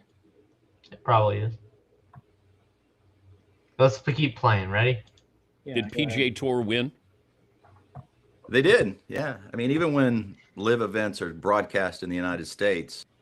Dude. Yeah, they signed Ben on. No, let's listen to this. So how can you say they won. Whenever Live is not only still a thing, they still keep all their good players other than Patrick Reed. Not only that, Patrick Reed was sucking on Live until he went to the PGA Tour and started playing well. So same thing with Brooks Koepka. He was awful on Live, started playing well on the PGA Tour. How do you determine that Live is dead when they sign Ben on and lose Patrick Reed and Brooks Koepka, who are both playing like crap on Live? If anything, that looks bad for the PGA Tour. If anything, right? If anything, that says, oh, actually, the competition might be better on Live. Without a doubt. Without a doubt. Koepka is actually competitive on the PGA Tour. Koepka had been competitive in like a year and a half on Live. Dude, you're preaching to the choir right now. And Ben On was a very good, like pretty good, solid player on the PGA Tour. And I believe he's not playing that well on Live. Yep. Yeah, I mean, he shot 2 over in the final round of Live Golf South Africa. Yep. So he's the worst player on his team. I'm just saying, dude. I think this is a lot of wishful thinking by the PGA Tour. No. By guys like by Brandon Chambly. I think there's a lot of wishful thinking about where the state of the tours are at. Live Golf is doing well. The players are playing well. It's really sad what happened to them with the World Golf points, with the OWGR points. Yeah. But dude, I don't see them going away anytime soon. My thing is, it's like, did you expect them to sign? Like, who would you expected them to sign? Like, they're not going to sign Rory. They're not going to sign Ludwig. They're not going to sign Colin, Xander. Like, that wasn't even in the cards. So, like, getting a pretty good PGA Tour player, Ben On, is like a big get for them. As well as, by the way, let's not pretend that Jose Ballesteros or Jose Ballester and Tom McKibben weren't big signings as well. Yeah. Those are two of the best young players on the planet. 100%. Going to Live. And they got the guy that's on Legion 13, who was one of the best young players on the planet 2 years ago. Yep. So it seems to me like, unlike the PGA Tour, because I think that the problem the PGA Tour, Caleb Surratt, that's his name. Yeah. Unlike the PGA Tour. Surratt. Yep. Surratt, whatever. You're good. Unlike the PGA Tour, Live Golf is investing in, let's get young, talented players playing against some of the best players in the world. Let's give them experience and time and grow the audience with them, because we've got the big names. We need guys to fill in. That's really what Liv needs. They need the fill-in guys. They need the fill-in guys. And not only that, but like with the guys like Caleb Surratt, this was the very reason people forget. This was the very reason why PGA Tour started PGA Tour U. Yep. Was to keep the university talent and to give people Latin America, now PGA Tour America's cards and PGA Tour cards. Mm-hmm. They still only grant a PGA Tour card to the number 1 overall. Yeah. They don't grant that to the second player. Yeah. They grant a PGA Tour America's card to like the next 5 or 6 players. I'd have to look it up. But like, if you're the guy that's like even 12 on that list, but you've shown that you can beat the number 1 guy. That's because exactly if you're right. 12 on the list, you have beaten him before. Yes. And this is why it's just an imperfect system. It really is an imperfect system. And I don't think the PGA Tour is doing everything they can. And can I say to be fair, I am very happy with where Brian Rolap's vision is taking the PGA Tour. Well, we already talked about this. I will say, I said it at the time. I know. So far, it's just words. I get that. I'm very happy with what he's saying. I get that it can be like your burnt church vodka. I think, obviously, it can be crap. But I actually don't know if it's crap yet. I haven't tried it on its own. Oh, well. So we're going to do that in a second when we announce the teams. Yeah. So, but I do think with the new stuff on PGA Tour, I love the stuff that Liv has produced from the PGA Tour. Zach, what do you think? Yeah, I think except for the no-cut events. Sorry. Didn't mean to interrupt you. I think the PGA Tour has made a couple of good moves in order to progress in the Live era of professional golf. I think that without a couple of guys competing on the PGA Tour, and you know the names, I think that the PGA Tour is an overall weaker product. And I think their inability to compromise, their inability to do anything to bring those guys back is actively in my mind. And I know it's not true for everybody, but I'm assuming I'm not the only one that thinks this. In my mind, it weakens the resume of every player on a week-to-week basis. Because that's a fair statement.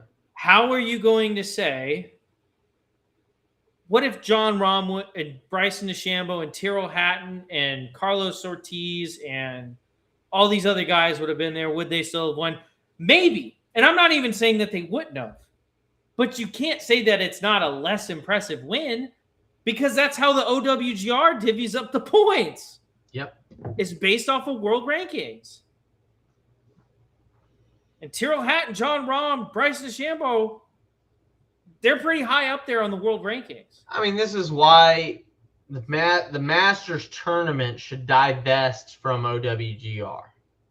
I think all the majors should. I think they all should. I think OWGR is overrated. We already went over in the past episode. If you guys, I mean, we could put that on the link below if you guys want to see that episode. But we already went over how corrupt it is with who decides who. You know what I mean? Yeah. Or who decides what or how it's decided. It's PGA Tour. Who else, Zach? RNA, USGA. It's all these chairmen. And then the PGA Tour Asia, PGA Tour Americas. Yeah. All have their own seat. Which are all subsidies of the same thing. Yeah, exactly. And that's the problem. Yes. Then they are just listening to the Jay Monahans. They are taking their marching orders from the Jay Monahans. Well, I mean, he was the like leader of the OWGR. Yes. Yeah, and that's the problem. That is the problem. OWGR should be like data golf. It should have a way of calculating relative performance based off of comparable fields. And that is what data golf prescribes. That is what they do. That is so I would implore, and I know I'm a small person. I know nobody's going to watch this podcast and say boo. But I think the major championships should all use data golf rankings instead of OWGR. So, and just real quick, I'm going to remove a portion of their mission statement because I think this portion was added recently. Sure. The OWGR's mission is to publish a weekly, transparent, credible, and accurate ranking based on the relative performance of players competing in professional male golf tours worldwide. It serves as a definitive, meritocratic, and objective ranking system for international golf. Baloney. I want. Can you guess the word I removed? I removed one word. Hit me with it. Eligible. Yeah. Eligible professional male golf tours. So That's sad, isn't it? it is sad because you know what? The second sentence, it serves as a definitive, meritocratic, and objective ranking system. That's now void. Yep. I wonder if it was like that before Live started. That's what I'm saying. I feel like eligible was added. Yeah. Because before it was a monopoly on the professional golf world. If we're being honest, sure. that's what it was. It was a monopoly. 100%. But I mean, I think that at some point these majors have to look and realize like we're leaving out some of the best players in the world because the PGA Tour can't get their act together. Mm-hmm. We've talked about that enough times. Let's go ahead and finish this clip. Whatever he's going to say, whatever trash, garbage can. Sounds good. Let's finish this clip. And then we'll And get even into when they're broadcast DraftKings. and finished in prime time on the East Coast, they garner 35, 50,000 views. More people watch pickleball than that on TV. So, and these are the best players. I mean, Bullshit. Sorry. Bullshit. Go By ahead. the way, the Bryson, number one way to watch Live Golf is probably not on TV. The fans of Live Golf are probably watching it on the app. If we're being honest about it, You're right. the big fans of Live Golf are going to watch it on the app, not Fox Sports. 100%. And the other people are going to just follow it tertiarily. Tertiarily? 100%. DeChambeau, John Rahm playing on the East Coast, finishing then. They're just not galvanizing anybody to watch them. Around the globe, they'll get a few people out. They make it easy for people to come out. But, you know, Brooks Koepka leaving Live Tour was a boon for the PGA Tour. Patrick Reed leaving the Live What? Sorry. Weren't these the Tour guys, was same a guys boon for that the Brandon DP World Chambly Tour was for the PGA trashing? Tour. And Yeah, they were the same people that Brandon Chambly was literally saying they won't miss. Yeah. The exact, I mean, I'd love to go back and find the clip, but I don't have it ready. He literally the same people. 100% he said so that. glad that Patrick Reed's gone to Live. Yep. We're not going to miss you. Won't miss him. Yep. That was exactly right. And, you know, if you listen to Bryson DeChambeau, he's trying to play both sides against the middle. He's asking supposedly for $500 million. I don't think the Saudis are going to bite there. I think he has a pretty much an inflated view of his value because, again, What? I think he has a perfectly understanding of his value. If it's only 500 million, I'd be surprised. Because I'm going to be 100% honest. He is the most popular golfer on the planet right now, today. He's the most popular golfer on the planet. Yeah, probably. The only other person I would put there is Scotty Scheffler. Maybe Rory by all the PGA Tour stands. But if we're being honest, Probably Bryson from all the YouTube golfer people. yes. There's people that only watch 1000%. YouTube golf and don't watch PGA Tour. Yeah. Now, And I hate that. Can I just say I hate that? I just want to say, you know, obviously I love you guys that only watch YouTube golf because I want you to watch this channel. But I hate the fact you only watch YouTube golf. You should watch real golf. But I and totally you get understand. real golf on the Golf Guy Zach channel on YouTube. Real golf. But I totally understand how. By the way, are you done editing our video or no? Video. I spent. Brother. I'm probably 8 hours into editing this video. I'm almost done. Brother. Zane, when You it know comes what out, I'm gonna you're gonna do? be like, You know what I'm "Wow, gonna Zach, do? this is a really good product." You know what I'm going to do? glad I'm you going to took get the us some cameras. I'm going to get us some cameras. The problem isn't I'm going to invest cameras. in this. I'm going to invest in this The crap. problem isn't cameras. It's not The cameras. problem is it takes a long time for me to make a product that I like, and I want it to be good when I put it out. You got that Chris Ray gun problem. No, it's not that big of a product. 'Cause we played on what, April 1st? Yeah. It's April 8th. Dude, it takes Get it out already. Okay? It took like 3 hours just to upload the footage. Get it out already, all right? Dude. Okay. It'll be out soon. Okay. Sounds good. I'm just joking. Anyway, let's go on. And people don't watch him on TV. They may go to his YouTube videos, but they're not watching him on TV. Zach, I don't know. that's an insane take. Yeah. Like, what do you say to Brandon Chambly saying that? They may watch him on YouTube, but they don't watch him on TV. The reason they watch him on TV is because they watch him on YouTube. Yeah. That's the answer. Yeah. Like, that's just retarded. Like, he plays. There's a reason. I'm going to be honest. There's a reason why when Bryson won at the U.S. Open at Pinehurst, there's a reason why I would say the crowd was 70-30 him over Rory. 100%. 70-30? We're talking. If I'm being 20, generous, brother. That's generous to Rory. If I'm being generous, 70-30 was rooting That's for Bryson. generous to Rory. I mean, we're talking like 80-20, 90-10. There's a reason why when Rory had the lead going into the final day, why the crowd was probably 60-40 Bryson. Yes. It's because more people like him than like your baby child, Yes. the chosen one, Yes. the guy that's been on TV since he was 10 years old. Yes. There's a reason why people like Bryson. And until people like Brandel Chambly, people like Jay Monahan, people like Brian Rolapp, until they realize why there's a reason people like Bryson DeChambeau, Found out. they're never going to figure it out. No. And when I say it, I mean professional golf in the 21st century in 2026, where we currently live in current day.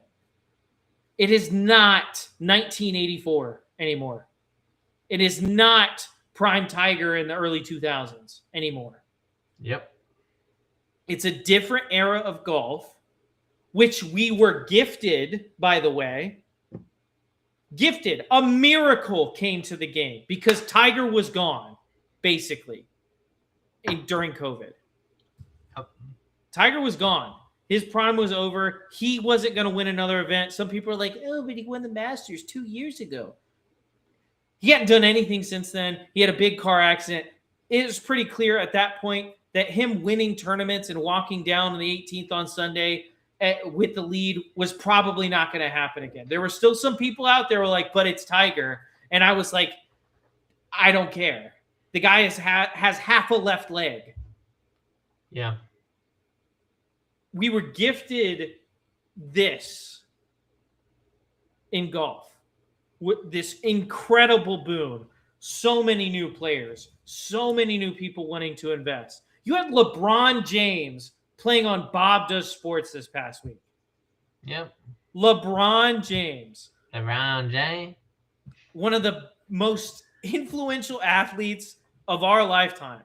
Yeah, whether or not you believe he's the greatest of all time is it, whether or not you believe that he's the GOAT or whatever. One of the Doesn't most even matter. influential athletes of the 21st century is playing on a YouTube golf video with Bob Does Sports. Yep. Which is awesome. That has to signal to someone in power that, hey, maybe we should stop dogging this YouTube golf thing, because clearly there's an audience there. And the fact that we're not catering to it at this point means that we're probably going to miss the train if we don't get it on soon. So what do you think, like, about because I saw this today. Mm-hmm. Is the Masters Live, I think you heard Pat McAfee was lobbying hard and emailed all the guys at the press for the Masters. Mm-hmm. And Pat McAfee really wanted to do a live show at the Masters. He wanted to have like what he had at the Super Bowl, what he had at the National Championship, wanted to have his show at site. Mm-hmm. Augusta said no. I think that Augusta also allowed and had Roger Steele, who's a YouTube influencer, mm-hmm.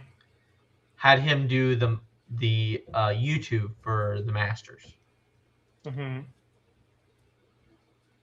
What do you think? And they also said, and I don't know if I have this clip from Fred Ridley I think I know what clip you're talking about. talking about how Dude he Perfect. regrets Dude Perfect being able to play Frisbee on Amen Corner.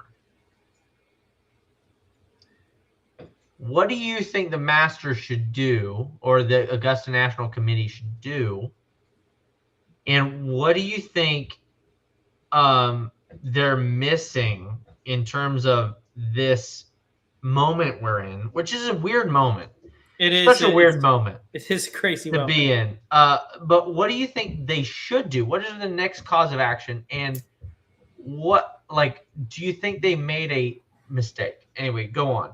I'm going to let you talk. So Augusta, Because you like YouTube more than I do. So I do like YouTube. More than YouTube you golf. do. You do Yes. golf more than I do. Go ahead. So I will say this about Augusta. Augusta is a very different place than the PGA Tour. It's a very, very different situation. The PGA Tour still struggles to get viewers for the Valero Texas Open. Yeah, totally agree. Augusta doesn't struggle to get viewers for the Masters. It's why they broadcast it for free on their app. Because they aren't struggling. Sorry, throwing a little golf ball to Shadow. Go ahead. Augusta isn't struggling for viewership. It isn't struggling for press.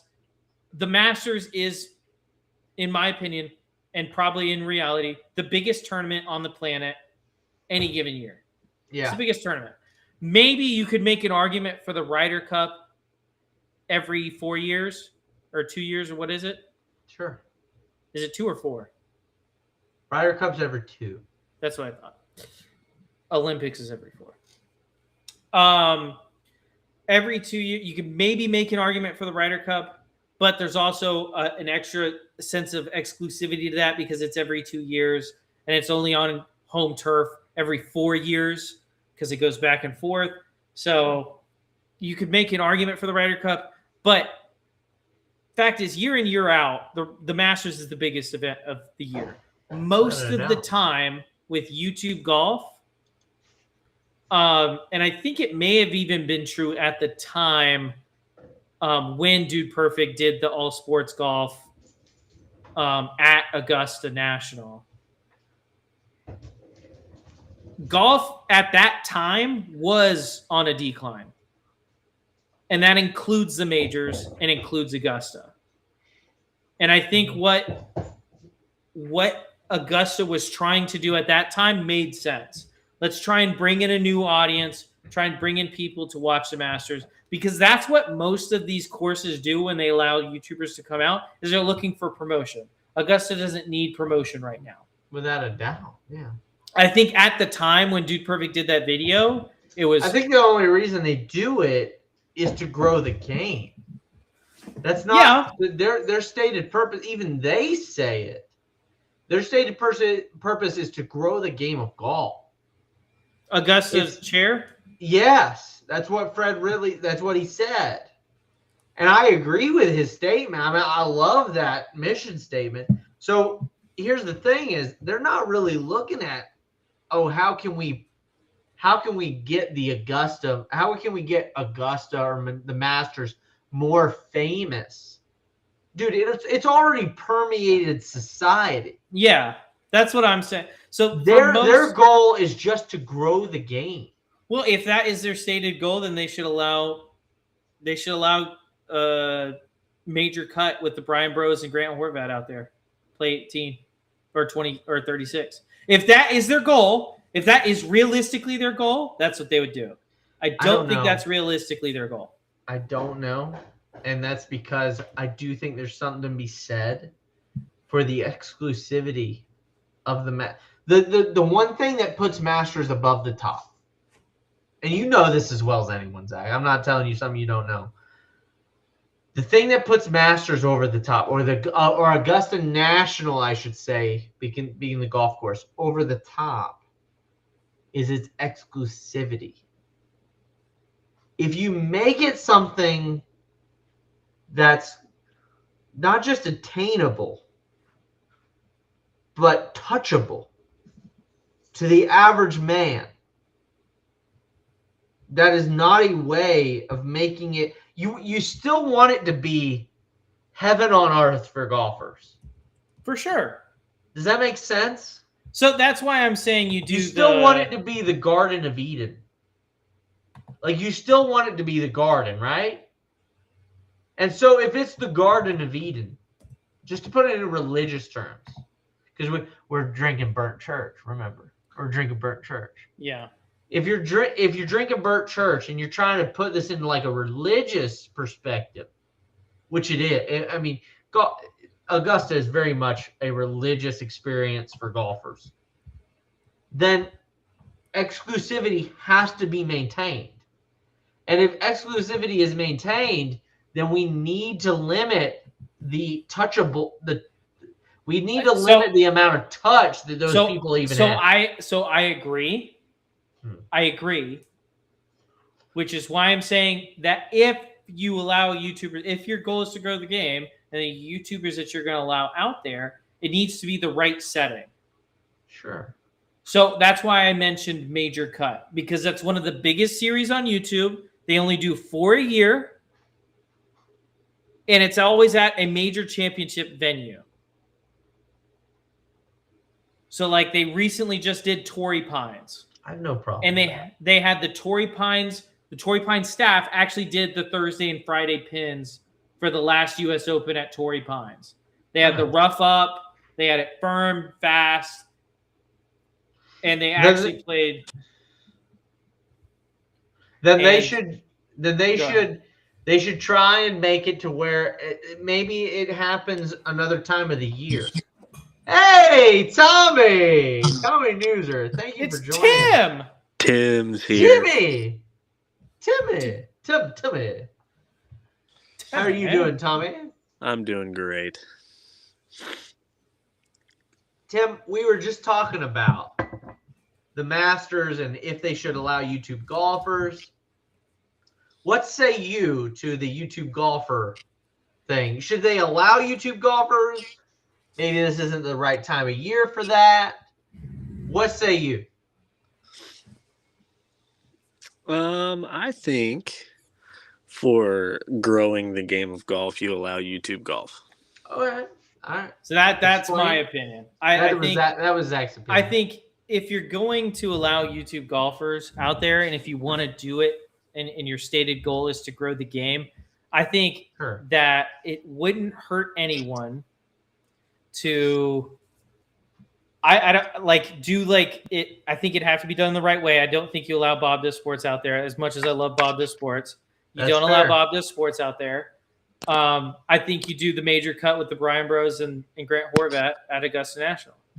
What's the format of that, Zach? What's the format of that? It's 36-hole stroke play. They're playing to see if they can make the cut in the most recent event in the most recent major at that venue. They've done Bethpage. They've done Oakmont. They just did Torrey Pines, like I mentioned. They've done all these incredible courses. How often do they make the cut? George and Wesley have done it a few times. Grant was the only one that made the cut at Torrey. Really? Shot on the number 4 over. Really? Yeah, or 3 over, I think. He's kind of like us. He plays those hard courses better. That is the only cut. I think he's only made 2, and they've been doing it for 3 years. Wow. I think Wesley made the cut at.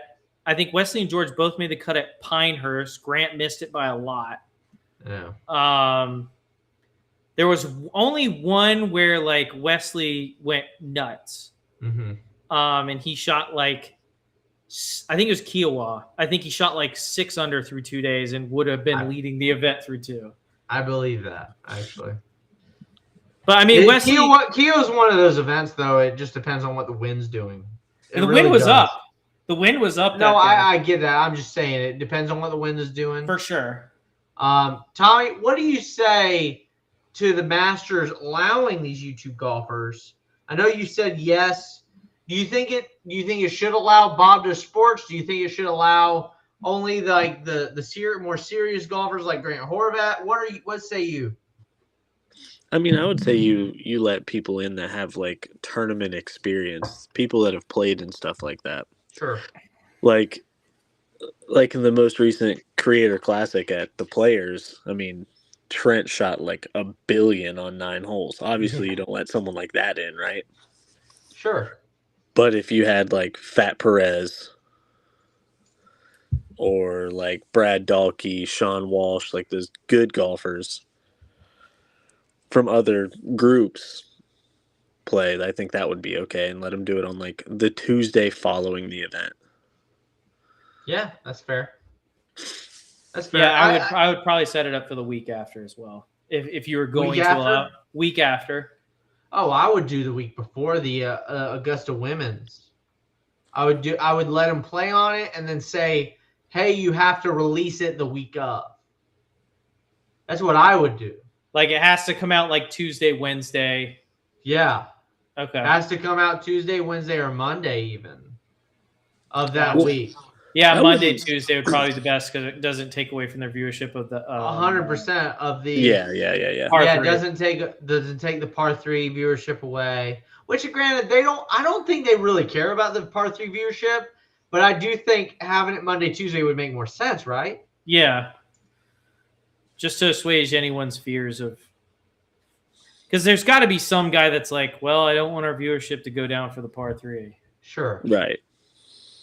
There's got to be one guy on that board that's like, Tommy, who do you have winning this week?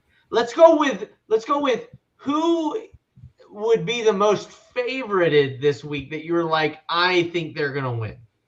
Like person that a lot of not a people dark think is gonna horse. win. Not a dark horse pick. I would honestly not go Scheffler just because he hasn't played in the last 2 weeks he hasn't played. Sure. And he wasn't playing great before that either. Right. Sure, that's very true. I'd probably go Oberg. Oberg's a great pick. We were talking about that earlier. Oberg's a great pick.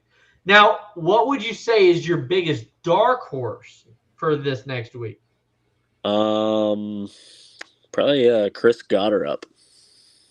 Gotterup. I've heard that as well. Why Gotterup? I like that pick. I don't know. I just think he likes those high energy events. He thrives there. Sure. Or he's shown that this year. He has, like Waste Management with a Hideki. Yep. Yeah, I agree. If we look at his, let's look at his. I love data golf. I know you know I love data golf. Let's go ahead and take a look at Chris Gotterup. Why'd you get her up? Why don't I get her up? Don't I? Barely know her. So the only cut he really experienced this year was at the Genesis, which is surprising. And then he went T18, T56, T6 at the Houston Open. He didn't play Valspar, sorry. He didn't play he didn't play Valspar either, but he didn't play the Valero. And his putting the last 3 times he's played has been above the strokes gained. He's been plus strokes gained. I do think that's a good choice. The only issue I have is if we look at like off the tee, his only one that's significantly off the tee was his Houston Open, which was significantly more open than, say, Augusta will be. Well, I mean, my whole thing with Augusta is there's no rough. It's not very punishing. There's a little more rough. No. Than Houston? No. There's more rough than Houston, brother. No. Brother. You can spray it out there, dude. Brother. You're wrong. You're wrong. It's not U.S. Open rough. I'll grant it to you. It's not U.S. Open rough. But it is rough. It's Masters rough, and that's thicker than Houston Open. No. You're crazy. That is the most... I mean, that is the easiest rough I've ever seen in my entire life. Diabolical statement.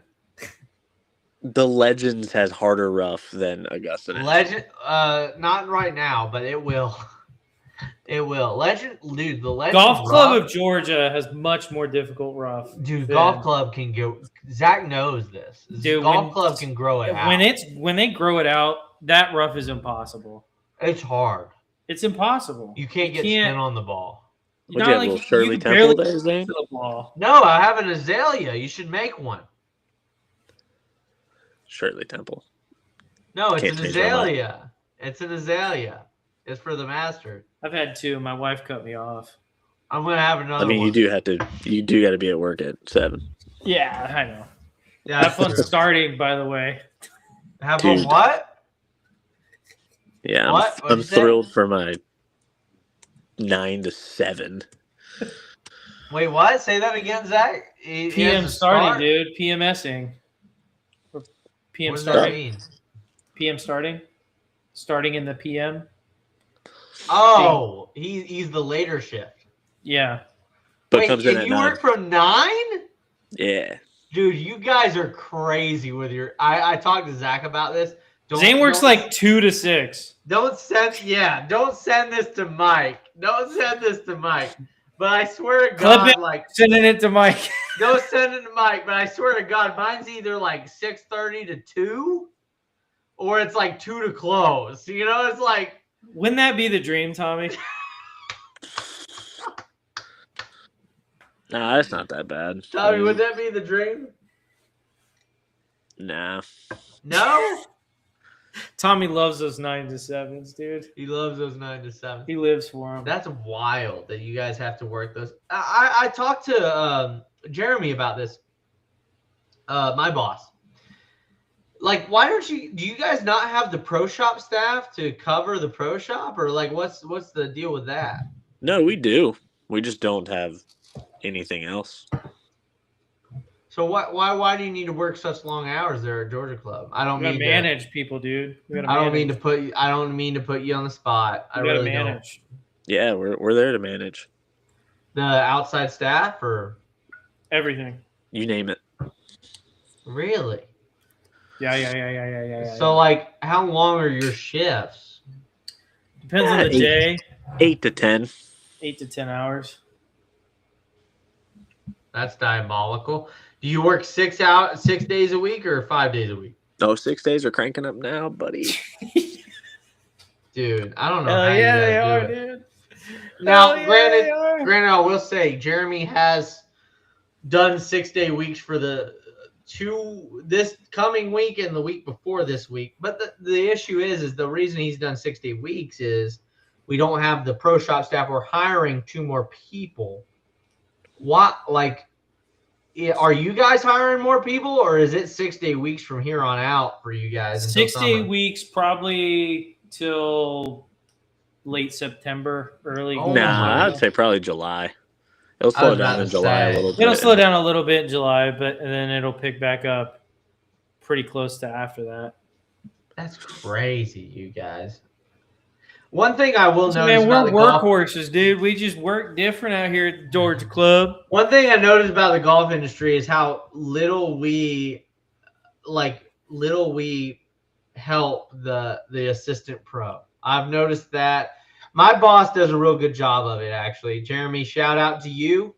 You do a very good job of helping your assistant pros out. But I've noticed it's not just you guys, it's the industry. Don't really help the assistant pro out on like off days. They don't really help. Yeah, unless you're Grant, but you know. Unless you're Grant. I didn't say it. He didn't say it. Zach's thinking it though. I see. Zach's I see, thinking I it. see. Would never. Would never. Would never think it. Would Oh, You never. guys keep talking. Zach, what do you want to talk about next? I'm gonna go to the bathroom real quick. Well, I think it's about time to do DraftKings and wrap this shiz up. But while we're here, Tommy, are you eating a W? Yeah. What are you eating a W over? Just because I wake up in the morning and piss excellence. I thought you were gonna say wake up in the morning feeling like P. Diddy. Yo, pause. Forgot that has a much different connotation nowadays. It does. It does. It does indeed. We playing tomorrow, Timmy? I don't know. Depends on Depends. what the afternoon looks like. Yeah. Cooper's Do I like, want to? Yes. Cooper was like, "Can I play tomorrow at 4:20?" And I was like, "That's a super maybe." Because if it's anything like today, no. Because it was fine. It was fine at 4:20 when I got there too, and then Quickly, it filled in. quickly filled in. And then people were rolling up at 5:15, like, "Hey, can I go out?" And I'm like, "I have 6:10." Yeah. And they're like, It "You gets- can't get me off till 6:10. It's a Wednesday." And I'm like, "It's Masters week. Everybody's playing." Yeah. It was Who was your dark horse pick? Who did you say? Jacob Bridgman and Jake Knapp. I don't hate it. Don't hate either of them. Bridgman's been playing really, really good this year. Jake Knapp just seems like a guy who could go out on the final day and tie the career low for the Masters at like 63. So I was Just 'cause looking he at has some. that ultimate ability to score. But I was looking at some betting odds, mhm. and what do you think about the under on 275.5 for total score of the winner? What would that be? It's like 60, 68, 69. So it's like think basically that- 3 under a day, Yeah. 4 under a day, so like 15. No, 13, 12. Yeah, somewhere around like 12, 13. It's 72 times 4. Let me get the calc out. Got to get the calc. 72 times 4, I believe, is like 288. It's a good one, yeah. It's right on. Just judging off the weather that we've had recently in the state of Georgia and the weather that we're expected to get the rest of the week, greens are going to be really, really firm. So I don't think the scores are actually going to be that low. I think the winner might even have a day where he shoots 1 over or even par. So if I had to guess, I'm thinking like 276 ish. I think it's a really good line. That's a really good line. With the way that Jordan Spieth was talking about earlier, he said they're already firm. It was windy today. Very. And what's the weather look like tomorrow? I can look up the weather rest of the week. Let me see Augusta weather. Because if it's windy another day, I think those things are gonna be nuts. It's all sunny the rest of the week. So Yeah, but Well, I knew it was gonna be sunny. wind. Yeah. Wind is yeah, dude. 10 miles an hour, 10 miles an hour, 9 miles an hour, 11 miles an hour, 11 miles an hour. Is that including gusts or is that just consistent? No, that's just normal. So gusts are higher. Gusts is 17 tomorrow. Ooh. Yeah, I It's gonna be think quick. those greens are gonna be crispy. They might have to water them, honestly. They Yeah. might have to. Saturday, they might have Just to make them playable. Yes. Without a 'Cause I doubt. I get- think we're looking. This could be like. This could be. We don't see 10 under par. Agreed. No, we'll see 10. Someone will go out and shoot something stupid for no reason. It happens every year. It does happen every year on Thursday. I don't know about Saturday. I think Zach's right though. I think this Saturday weekend. is I think this about weekend's going to be about 100 hanging on years. more than anything. Agreed. It's about who can not make a double down the stretch. Will there be a hole in one on 16?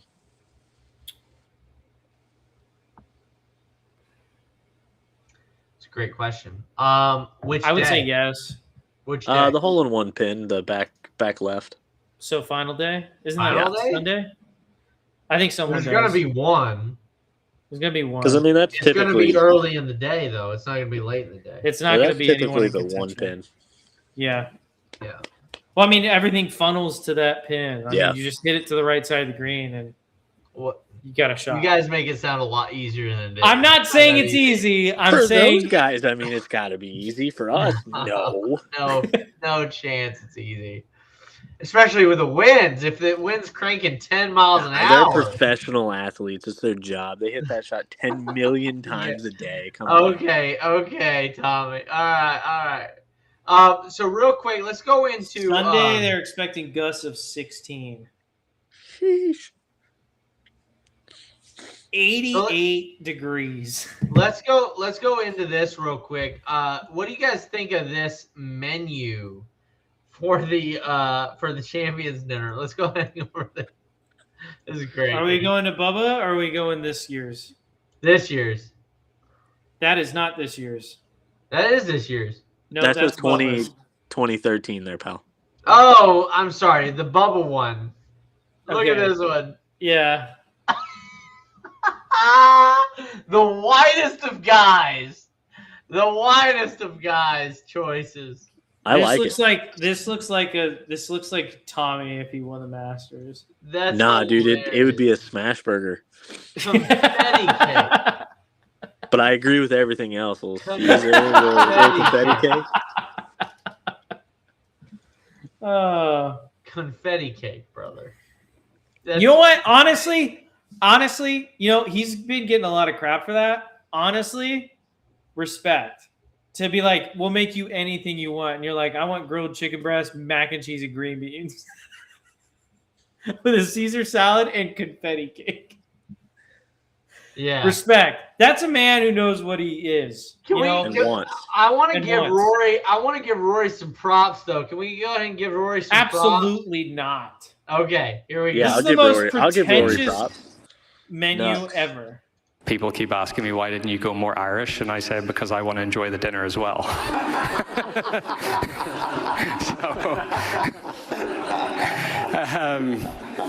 So I tried to do a few things that I thought everyone would eat. He's not wrong, right? Look at his menu. Look at his menu. Do you see his menu? I don't have his menu at the top of my hand. I'll find it. Rory Masters dinner. Now I know I'm a Roy hater. I won't even. You are The biggest I've ever seen. It drives me insane. Do you like Rory, Tommy? I do like I've never Rory. asked you. I've just never asked you, Tommy. I do like Rory. Why do you like Rory? Is it because he's a TaylorMade guy? Yes. Is that really the only reason? No, I like Rory. I think he does No, well. it's because he's a TaylorMade guy. You can be honest, Tom. You can be honest. No, I would say my favorite golfer right now, all time. There's two. Okay. Same name as me, Tommy Fleetwood. Really like him a lot. Liked him for a while. Tommy's a good choice. I like Tommy. And then probably JT. I like JT a lot. So look at this: goat cheese and beetroot salad, cider Gross. marinated roasted beets, apple, petite arugula, and goat cheese terrin. Look at this. This is the most pretentious meal I've ever seen in my life. It's horrible. That sounds so bad. All right. Duet of Irish beef tenderloin. Red wine poached center cut pickled red onions, parsnip foam mushroom stuffed bark of tenderloin prosciutto wrap, root vegetables, and Irish fried champ served with accompanied sauces. You need a lot of sauce for me to eat that thing. For real though. Not even joking.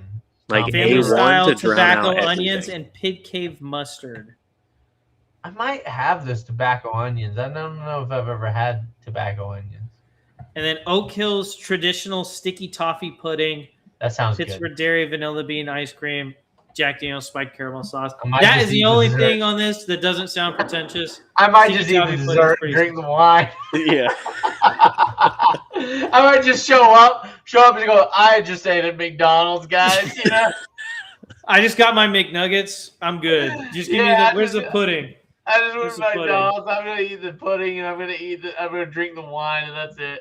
God, if you need that many words to describe your menu, Hey man, pretentious. I can't blame them. I mean, there's not a ton of great Irish dishes. I mean, let's be honest. You don't have to go Irish dishes. Just go something you like. I know. And the problem is, I think that is what he likes. 80,000 words on a page. I don't think that is what he likes. That looks like my senior essay from high school. I think that was him trying to be. I think that was him trying to put Irish stuff on the menu. That's stupid. It's stupid. I agree, it's stupid, but damn, dude, if he likes Mexican, would it look better if he had Mexican on there? No. Yes. I mean, it wouldn't. It would look so much better. Zach, no, it wouldn't. Tommy, tell him, be honest. Zane, what would be your master's dinner? Tell me what your master's dinner would be. My master's dinner would look nothing like that, dude. Honestly, my master's dinner would be Tyson chicken tenders. That's a lie. That's bacon wrapped Tyson chicken tenders. I'm going to choke you to death because you just said that. Imitation crab meat with No. eggs and Not pepperoni. No. With mozzarella cheese. It might be real crab. I would do Maine crab. I would do real crab, unlimited, all you can eat crab. That's what I would do. If I couldn't do all you can eat crab, if they said, Zane, that's too expensive, we can't do that for that many. I don't think they'd tell you that. They wouldn't tell me that. That's not too expensive. They wouldn't tell me that. But what I would do is I would say, all right, well, if it's not the crab, it's going to be chilaquiles. I'm going to get chilaquiles for everybody. But Zane, you're not Mexican. That looks bad on you. See how stupid that sounds? I'm all for cultural appropriation. You know what I'm saying? I just want that cultural appropriation. Dude, have you guys ever had, Tommy, have you ever had chilaquiles? No. Chilaquiles. Chilaquiles. I'm more of an ACP kind of guy. The best thing ever. The best thing my ex-wife ever did to me. Only thing Tommy wants on his menu is his smash burger. The best thing my ex-wife ever did to me was feed me chilaquiles. That was the best thing she ever did. Well, that's a lie. That's the second best thing she ever did. Zane, I want you to describe it in detail what the best thing she ever did. No, you don't. Step for step. No, you don't. No, I don't know what my appetizer would be. I'd probably, honestly, as an appetizer, do you have to do a salad or can it be anything? Here it comes. Ready? Fried Brussels sprouts. No, not fried Brussels sprouts. Fried Brussels sprouts. Oh, he already said that. No, can you do you have to do a salad or can it be I think it has to be a salad judging by the two that I've seen. If I had to do a salad, it'd probably be a Caesar. I'm going to be honest. Had to be a Caesar? Probably grilled chicken Caesar salad, yeah. Nah, give me that Zaxby's sensational salad. I went just get it catered by. Just you go to the Augusta committee and you're like, can we just get it catered by Zaxby's? That's hilarious. No, what I'd probably do for my entree is Parthian chicken. I'd probably do asparagus spears. And then mashed potatoes. Mm-hmm. That sounds like a perfect meal to me. And then for dessert, that's pretty good. I'm not gonna lie. And then for dessert, Tres leches cake. Dude, no, not tres leches cake. Pretty good. I would probably, you know what? I would probably do tiramisu. That's not bad. I bet Augusta National tiramisu is kicking. I bet it's really good. I bet. I wouldn't do tiramisu. I changed my mind. Plain cheesecake. Oh, I'm gonna make everybody happy here. That would be Zach. We're gonna do an ice cream cake buffet. Ice cream and cake. Ice cream buffet. Ice cream and cake and cake. Ice cream and cake and cake. We're gonna do an ice cream buffet for dessert. Nah. Peanut butter jelly time. Peanut butter jelly time. Where they at? Have you guys ever been to Kilwins? Yeah. Oh yeah. There's one right down the road. They had a blueberry pie ice cream. Oh, dude. It's so good. It was the most incredible thing I've ever put in my mouth. It's so freaking good. It's kind of like the blueberry waffle cone overload. It tastes exactly like the blueberry waffle cone overload at Cold Stone. It tastes exactly the same. You said Yeah, a say lot that. of words there. Yeah, can you say that again, Zane? Blueberry waffle cone overload. There we go. There we go. Blueberry That's hard. coffee cone overload. Yeah, that was hard. That was hard. I'm not gonna lie. All right, we got to do DraftKings. We're way over time. We got to do a couple more things, man. Come on, Dude, a couple what? more things, please, please. Hurry up! Hurry All up! right, Hurry so up! couple I gotta be up at 6 a.m.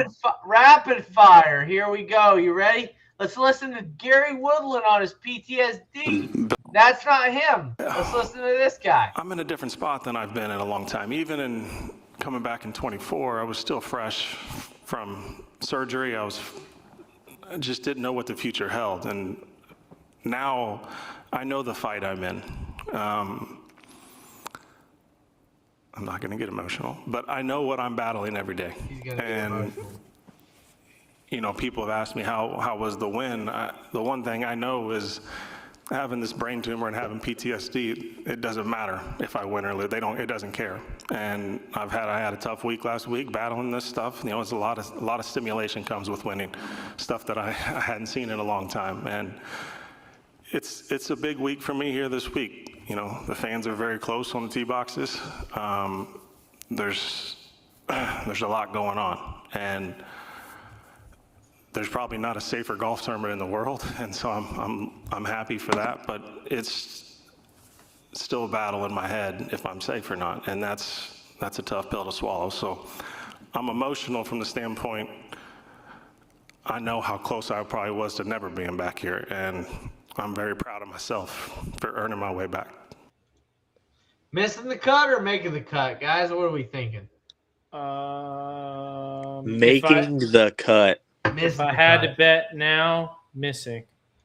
Dude, cut. he's a pure athlete. You know he could dunk in college? I did know that. Yeah, but now he's scared if someone stands too close to him. So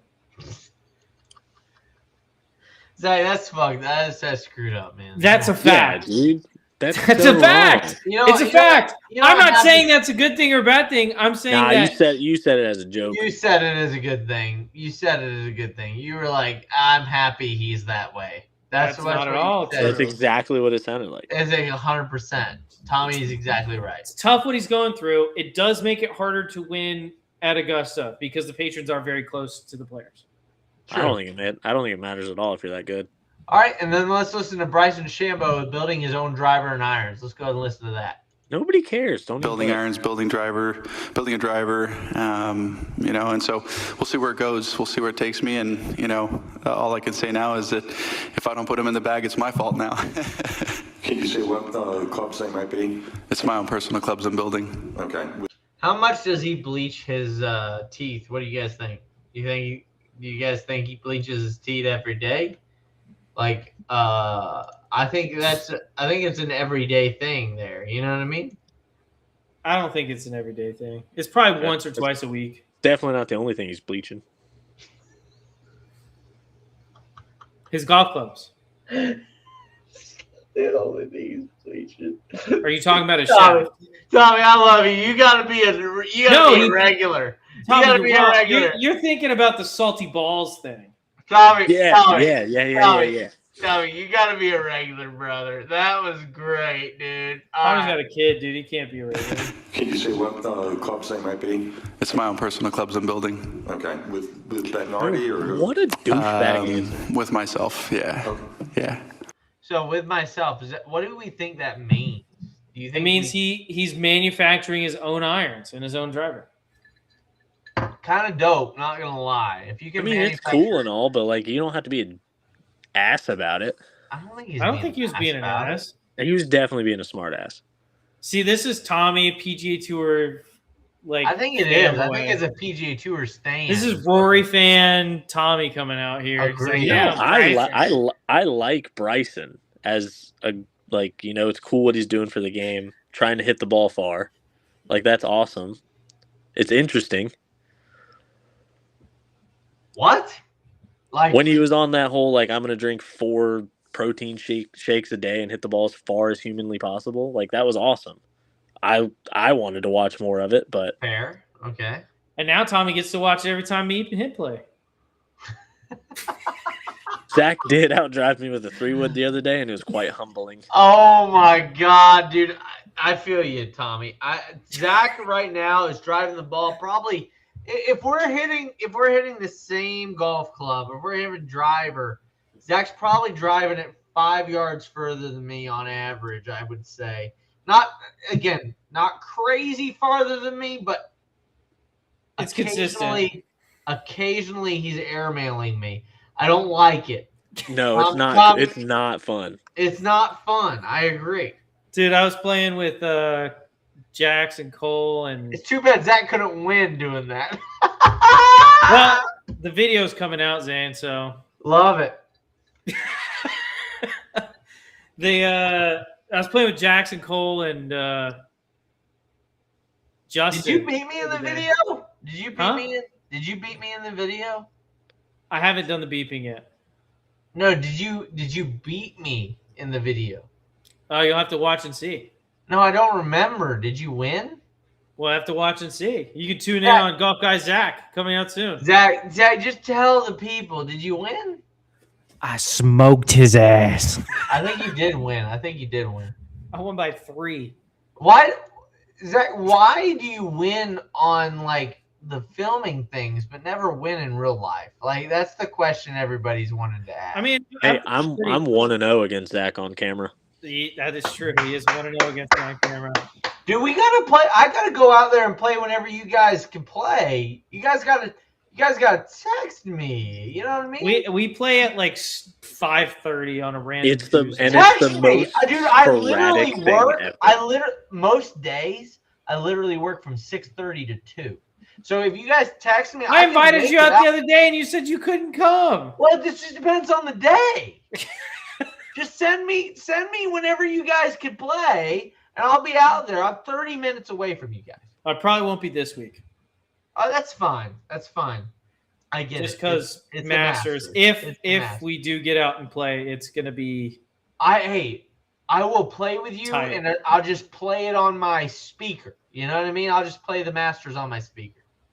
But yeah, Tommy's 1-0 against me on camera. Sadly. That's awesome. Hey, congrats, Tommy. I appreciate you. Cheers. But I hit a drive on 6 black and then back to back on 7 black. Dude, Zach does crush the ball now. I am so jealous of him. If only we could teach him how to hit approach shots. Like if only they're getting better, dude. Tommy, you were with me. Shots. You were with me. You saw me shoot a 68 the other day. If only he could hit approach shots, he'd be good at golf. Thanks, guys. Zach did shoot 68 the other day. That's awesome. Hey, dude, that's awesome. The issue is that's at one course, and I haven't seen it. So let me. You've seen me shoot 69 before. I have actually. I've seen you shoot 69.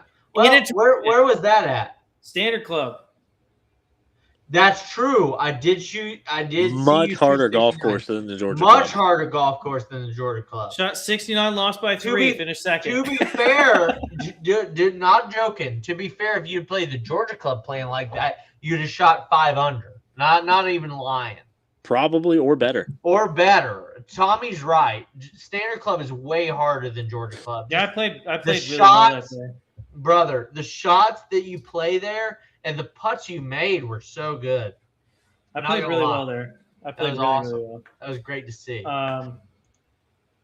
Yeah. That was great to see. Let's see if we've got a few more things to go over before DraftKings. I think that's about it. Let's go ahead and listen to Scotty Scheffler talking about himself, about everything that being a parent has to deal with. Let's go ahead and listen to him. 24 seconds. I said bargaining because last night we were leaving a Nike party and he somehow ended up with 2 sugar cookies and he hadn't eaten his dinner yet. And so I was like, all right, buddy, if you will eat these sausages, I will give you this cookie. And he's like, cookie? Like, you eat this? And it's like my buddies are sitting there watching. They're like, yep, yeah, I've seen this movie before. It's bargaining. He's not lying. Not at all. Not at all. I was about to ask Tommy, We is were this leaving true? a Nike party, and he somehow ended up with 2 sugar cookies, and he hadn't eaten his dinner yet. And so it was like, all right, buddy. You already said that. So, Tommy, accurate? Yeah? Very. Very accurate. All right, cool. If you eat these sausages, I'll give you a cookie. Cookie. Okay. That's what Tommy's like. And then last thing, we're going to listen to Cookie, Bryson DeChambeau. Let's listen to Cookie, Bryson DeChambeau. Let's go ahead and listen to him. Yeah, I mean, it's great if we can continue to have a rivalry. I don't see any problem with that. I mean, if anything, that helps kind of create more buzz around the game of golf. Do I respect him as an individual? 100%. Do I want to beat him every time I see him? Absolutely. There's no question about it. But I think that's what's so brilliant about the game of golf is that juxtaposition of having that respect, sportsmanlike respect, and then wanting to just absolutely beat the living you-know-what out of them, right? But, you know, it's one of those things like I got him at Pinehurst, he got me here, and I hope there's more of those to come because it's great for the game. Just on that, did you walk away last year thinking, I know what I need to do now and I'd love another chance, if not against him, but just in general at the Masters? Yeah, definitely. Yeah, I mean, it's great if we can continue to have a rivalry. Zane, the video's over. Don't see any. Yeah, hey, Zane. If anything that. Hey, Zane, can you be present while we're on the podcast, please? Thank you. I'm here, guys. I promise. Zane's over there scrolling on Tinder while we're trying to do a podcast. Hinge, actually. Thank you very much. What happened to the last girl I thought you were like dating? Dude, what didn't happen to the last girl? She told me I wasn't communicating well enough. Hey, you know, we all just got to communicate better. And you know what? I would text her. Tommy, every don't morning, trigger good me. morning, and every night. And you know what, Zane? You just showed that she was right because you're over there scrolling on your phone. We're trying to do a podcast. Probably. So, But, anyway, what do we think about what Bryson just said? You didn't even hear what he said, did you, Zane? I did. Absolutely, I did. What did he say?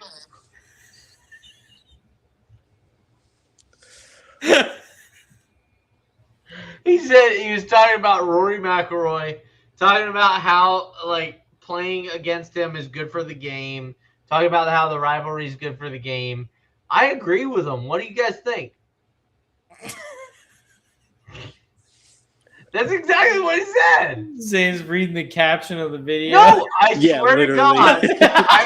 Watching his eyes go. I'm seeing what everybody else is seeing on the.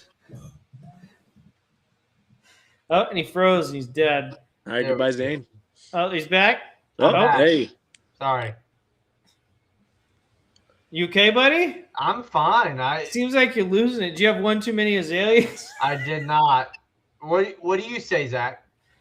Yeah, I think rivalry is always good. I think you had Tiger and Phil. You had, several of these in the past. It's hard. It's hard with it being a rivalry where they only see each other 4 times a year. That makes it more exclusive. But also, I mean, we've only really seen it twice, so I think it's too early to call it a rivalry. Other than the fact that Rory is so unlikable and Bryson's very likable. Other way around. Yeah. Wait, what? The one nostril sniff did it for me, dude. Other way around, Chief. But yeah, I mean, I guess it's a rivalry. I mean, Bryson's significantly younger than Rory. So I think it's one of those things where it's going to be tough for them to be rivals for much longer, especially because Rory has no interest in playing anymore. He's not wrong there. I mean, well, I disagree. I think Rory. I'm just going based off what Rory said last year. I know, what he wants to accomplish in the I game know. of golf is he I wants think- to win a Masters and win an away Ryder Cup. He accomplished those 2 things last year. He's basically done. I know what he said. I think he actually likes golf more than he lets on. I know I said this the last time we talked about it, that Rory only cares about like legacy. I think he actually likes golf more than he says. I don't know. I really do. I 100% I believe he likes more golf more than he says. I don't think he's willing to have like a simulator at his house. but I think he likes golf more than he says he does. Tommy, what do you think? To be honest with you, everything you just said kind of went in one year and out the other. But I don't know. I kind of think that he's like just kind of doing it to do it now. Like it's not. He's very just, I guess, nonchalant about golf now because he's completed the Grand Slam. Sure. So, like, I guess maybe his work ethic isn't going to be nearly as high as it was before. Sure. Absolutely. Which ties into, like, he's probably not having a golf simulator at the house. He's kind of distancing himself a little bit from the game. Probably. I think that would be accurate other than, like, his recent performance would suggest. I think his recent performance suggests that he's still playing at an optimally high level. I think that he can play and win the Masters this year. Nope. I think he's definitely going to top 15 it, top 10 it. He might top 15. Top 15 is fine. I think that would be good for Rory McIlroy. But I don't think winning it last year takes anything off his competitive edge. I think it does. I really don't. I know Zach believes that. I don't believe that. I'm just going based off of what the man said. Maybe he's a liar. I think he's a liar. I think he doesn't believe. I think he doesn't actually think what he says. And we've gone over this, Zach. We've gone over how I believe that Rory McIlroy lies about his state of mind. And I think that's true.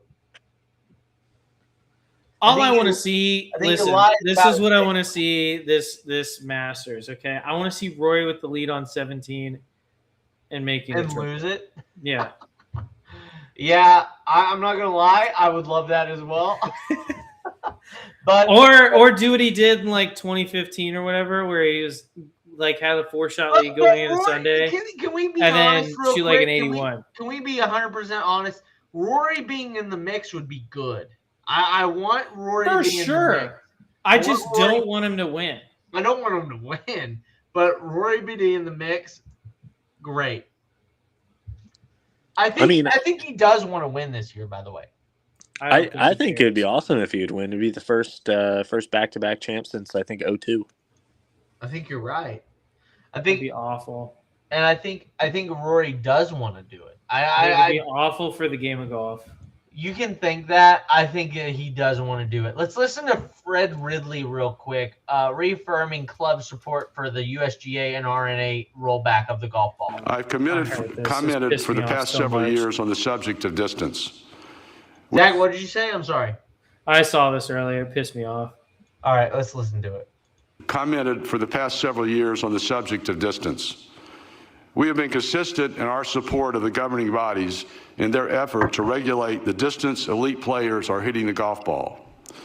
Recognizing that the implementation of the overall distance standard test for golf balls may be delayed to 2030, I want to reemphasize that support and affirm our position as the USGA and the RNA represent their collective obligation as custodians of the game. I also want to be clear that our position is grounded on much more than protecting the Augusta National Golf Course. Pause. We will continue to make modifications. Pause it. No, it doesn't. I know. Let's listen to the rest of it. We can listen to the rest of it. I want to make very clear. To driving distances that in some. That's all they care about. It's protecting Augusta National. No, I disagree. Go ahead. That's all that he cares about. I agree. I disagree. Let's listen. Some cases exceed 350 yards. Unfortunately, many courses, including some iconic venues, do not have that option. Until recent years, golf has been a game of imagination, creativity, and variety. The game has become much more one-dimensional, as players drive the ball prodigious distances and routinely hit short irons into par fours and even some par fives. Dude. This issue goes beyond competitive impacts. Increased course lengths results in more time, more cost, and more environmental concerns. The data that has been shared with all stakeholders makes one thing clear. the impact to the recreational game will be immaterial. All of us in this room and millions of weekend golfers around the world will be hard-pressed to notice the effects of this change, and I do not believe our enjoyment of the game will be affected.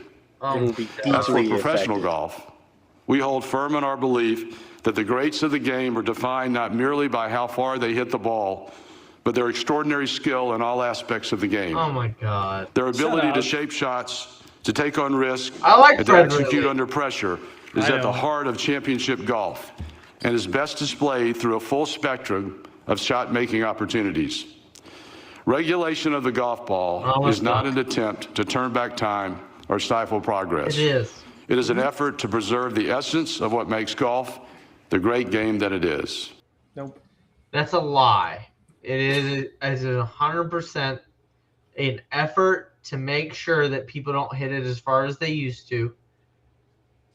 And I can't disagree more. I can't disagree more with his statement. Like, let's be 100% honest.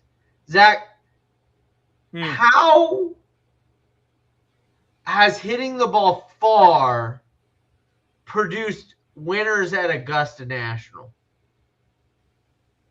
Well, I mean, driving distance definitely does help at Augusta, but it's never been the end-all, be-all. I mean, Rory, despite leading the tour for 10 years on driving distance, hadn't won Augusta until last year. Yes. And because folded some of those years. Huh? And folded some of those years. And folded some of those years, exactly. So driving distance or distance off the tee has never been the determining factor of winning at a high level. But even if you want to go beyond that, Bryson even would have if you- won by now, by the way. Yes. But even if you want to go beyond that and talk about, okay, like they're going to make these old courses obsolete. I don't see. You know who I didn't see win a U.S. Open last year? Who did you see? Anyone that is in the top 10, top 20 of driving distance on tour. Mm-hmm. Cam Smith won the British Open at St. Andrews. Mm-hmm. You can't say that old courses can't keep up with modern distance and then look at Cam Smith winning at St. Andrews and say, oh, yeah, well, St. Andrews, they modified or they modernized. There's nowhere to modify St. Andrews. You can't. Yep. It's in the town. The town is built around the course. There's nowhere to go. Mm-hmm. So to say that, driving distance is the end-all, be-all, no. You have to change your course to adapt for long hitters. 100%. Not just by lengthening it. You have to 100%. make your rough more punishing. Agreed. And like Tommy said, Augusta National Rough, historically, not very punishing. It's pretty punishing. I disagree with that. It's not as punishing as U.S. Open rough, but as far as major championships goes, it's pretty punishing. No. 100% Disagree. hard disagree. You can Hard disagree with that. Have you been there, Zane? Never been there in my life. Okay. So I went last year for the first time. Fuck you. Walking around that golf course, looking at the grass in person, that rough is not thick. Walking Not around thick, in person, really. no, and that's why I say that. Seeing it in person. When did you go? I went on a Tuesday. But they're gonna grow it out till Thursday. It's not gonna grow that much. It's Bermuda rough. It's gonna grow. Zane's like, it's going to grow 3 inches by the weekend. That's Yeah, not true. not at all. I don't agree. Not It's even gonna grow remotely possible. It's gonna grow half an inch or an inch. Yeah, 100% it will. No. You're ridiculous to suggest it won't. I mean, it might grow a tiny amount, but not An enough to inch. make any bit of a difference. No, it's not growing that much. Ridiculous. It's gonna grow an inch for sure. No. Yeah, I Anyway, know. Won't grow an inch. continue with your. rough, and it I never- want we cut once a week. I want Kanye to continue with his point. Kanye. Who's Kanye? I don't see him. Tom. Ah. Yeah, Oh, no, it's it's Tom Ye. Tom Ye. yeah, no, it is not thick at all. I just disagree. I would feel very confident hitting out of the rough there. Brother. I mean, Versus- I can watch Rory hit a 30-yard hook out of the rough to a tight pin on Sunday last year and say, yeah, that rough doesn't look very punishing. Mm-hmm. The shot of the tournament last year, yeah, that rough doesn't look very punishing. Okay. He's going to look up pictures, dude. 100% I am. Are you joking? Of course I'm looking at the rough. Even on It's TV, not. it doesn't look punishing. That's true. I'm looking at it right now. It 100% doesn't look punishing. So what you do to I curtail wish- long hitters I wish is they you were tighten up growing- those deep zones. If you want to go Well- for... Can I pull this up real quick? Sure, Zane. Pull up your picture.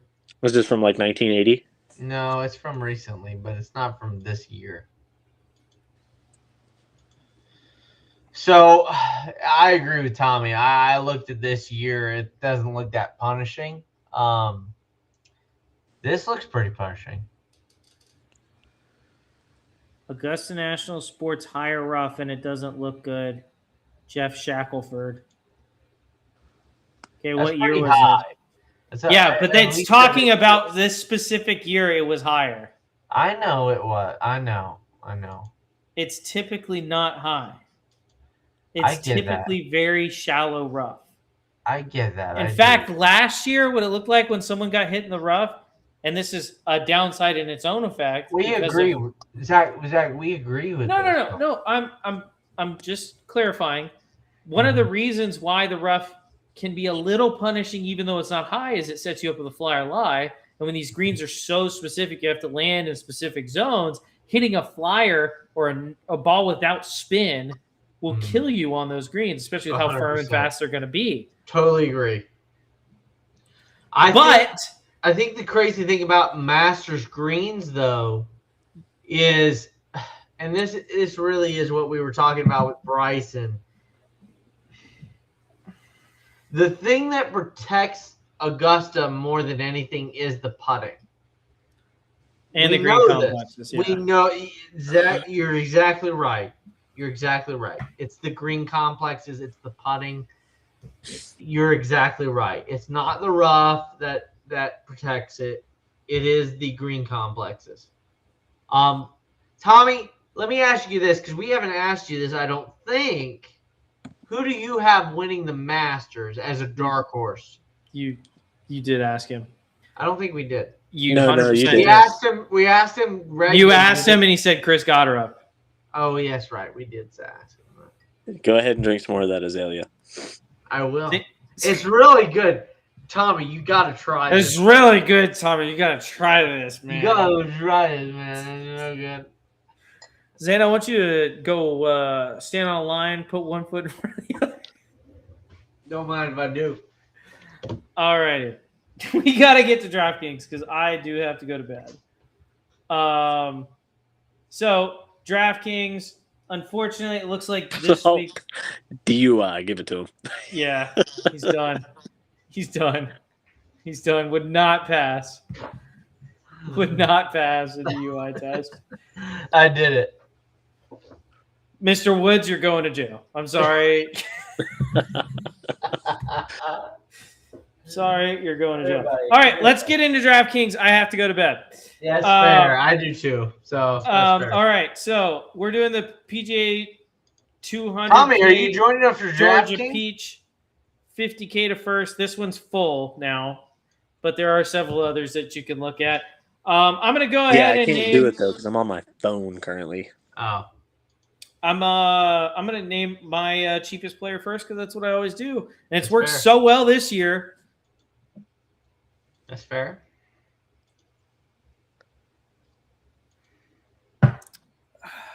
I have to go to bed. Proceeds to drink shot. Yeah. It'll help. Tell us, Zach. Come on. What's your pick? $7,200, 3 top 10s this year. He hasn't missed a cut, and he won't this week. Former champion Adam Scott. Boo, miscut. I can't disagree more. I think he's gonna make the cut, but I don't think he's gonna do much this season. Hate to say it. I like Adam Scott. Don't get me wrong. My biggest money pick is Ludwig Aberg. I think he is the player, the person who hasn't done it, who might do it. I think he's the guy. Alrighty, I'm going to name 3 dark horse picks in a row. Fair. Because they've been named as dark horse picks. And we're going Jake Knapp, Jacob Bridgman, Chris Gotterup. It's 1, 2, 3. Jake Knapp and Jacob Bridgman are $7,400 a piece, and Chris Gotterup at $8,000. Those are great picks. Zach, I just want to say that those are great picks. Before I say what mine are, I'm gonna say 3 as well. I'm gonna say Jacob Bridgman. I picked him for sure. How you not pick him at 7,400 is beyond me. Yeah, it's really low for him. It's super low for him. Is this his first Masters? Huh? Is that his first Masters? It is. It is. It is. Corey Connors is also on the list. And then I'm also going to pick a third one before I give my last 2 is Jordan Spieth. Jordan Spieth is another good one. This is the thing. I know Same reaction, Tom. I know we talked with Dad about how he won't be able to keep up with like the top 5 because of his driving accuracy. He won't be able to keep up with the top 10. I think he will be able to keep up with the top 20. I think MC, he will. give me an MC on I think Jordan he will. That might be an MC. It might be the case, but he's playing well enough to be able to make the cut and to be able to do something special. Go ahead. Hey, I put bread on Cameron Young. It's not a bad pick at all. I haven't finished my picks. Go ahead, Zach. Going my second highest paid player, Oberg. Played really well last week. Plays really well out here. He's been in contention before. He plays the course well. I think there is a decent shot he wins this week. So Agreed. I picked Cam Young. I think they're the same thing as Oberg, dude. He's just playing too good to avoid him. He really is playing too good to avoid him. He's doing all the right things. I don't see him winning. I do see him placing in the top 10. And that is enough to pick him for DraftKings. Zach, your turn. All right, my final pick, my winner, on the 72nd hole, a double fist pump with an arm lock putter in his left hand, Bryson DeChambeau. That's crazy. That's crazy talk. Par 69, you know. I actually didn't pick any live players. I said this from the get-go, which is crazy for me because I usually do. Zach knows. I picked JJ Spawn, and that's because he is a great putter of the ball. He played just good. I know it's really hard to win back-to-back. I'm not saying he's going to win. Top 5, I think, is very much in the cards for him. He's putting really well enough, and he's hitting the ball off the tee well enough to be able to score at Augusta. So that's why I picked JJ Spawn. Zach, what do you say about that? Again, I just don't think he's got the firepower. I don't think he makes enough birdies to win at Augusta National. You should try and get Xander Schauffele in there. I almost picked him, dude. I was really who close. was it? There was a betting line that I hated. It made no sense. So there was a betting line that there would be someone who goes bogey free 72 holes at Augusta. It hasn't happened since like 1986. Mm-hmm. But the betting odds are like plus 7,000. I'm just saying, guys, approach and off the tee, JJ Spawn is too good to ignore.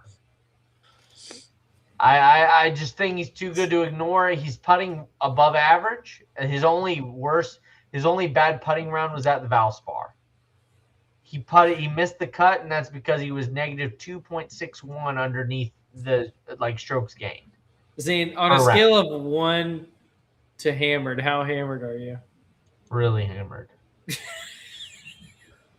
I couldn't tell. I was just asking. I love it, man. Purely academic. It's purely academic. Zach, let's just say this. This is a great episode. It's a long episode for sure. Look, alcohol has ethanol in it. It does. Race cars have ethanol. Use ethanol. So you're Lightning McQueen right now. Pam Bondi has ethanol. I can't hear Zach.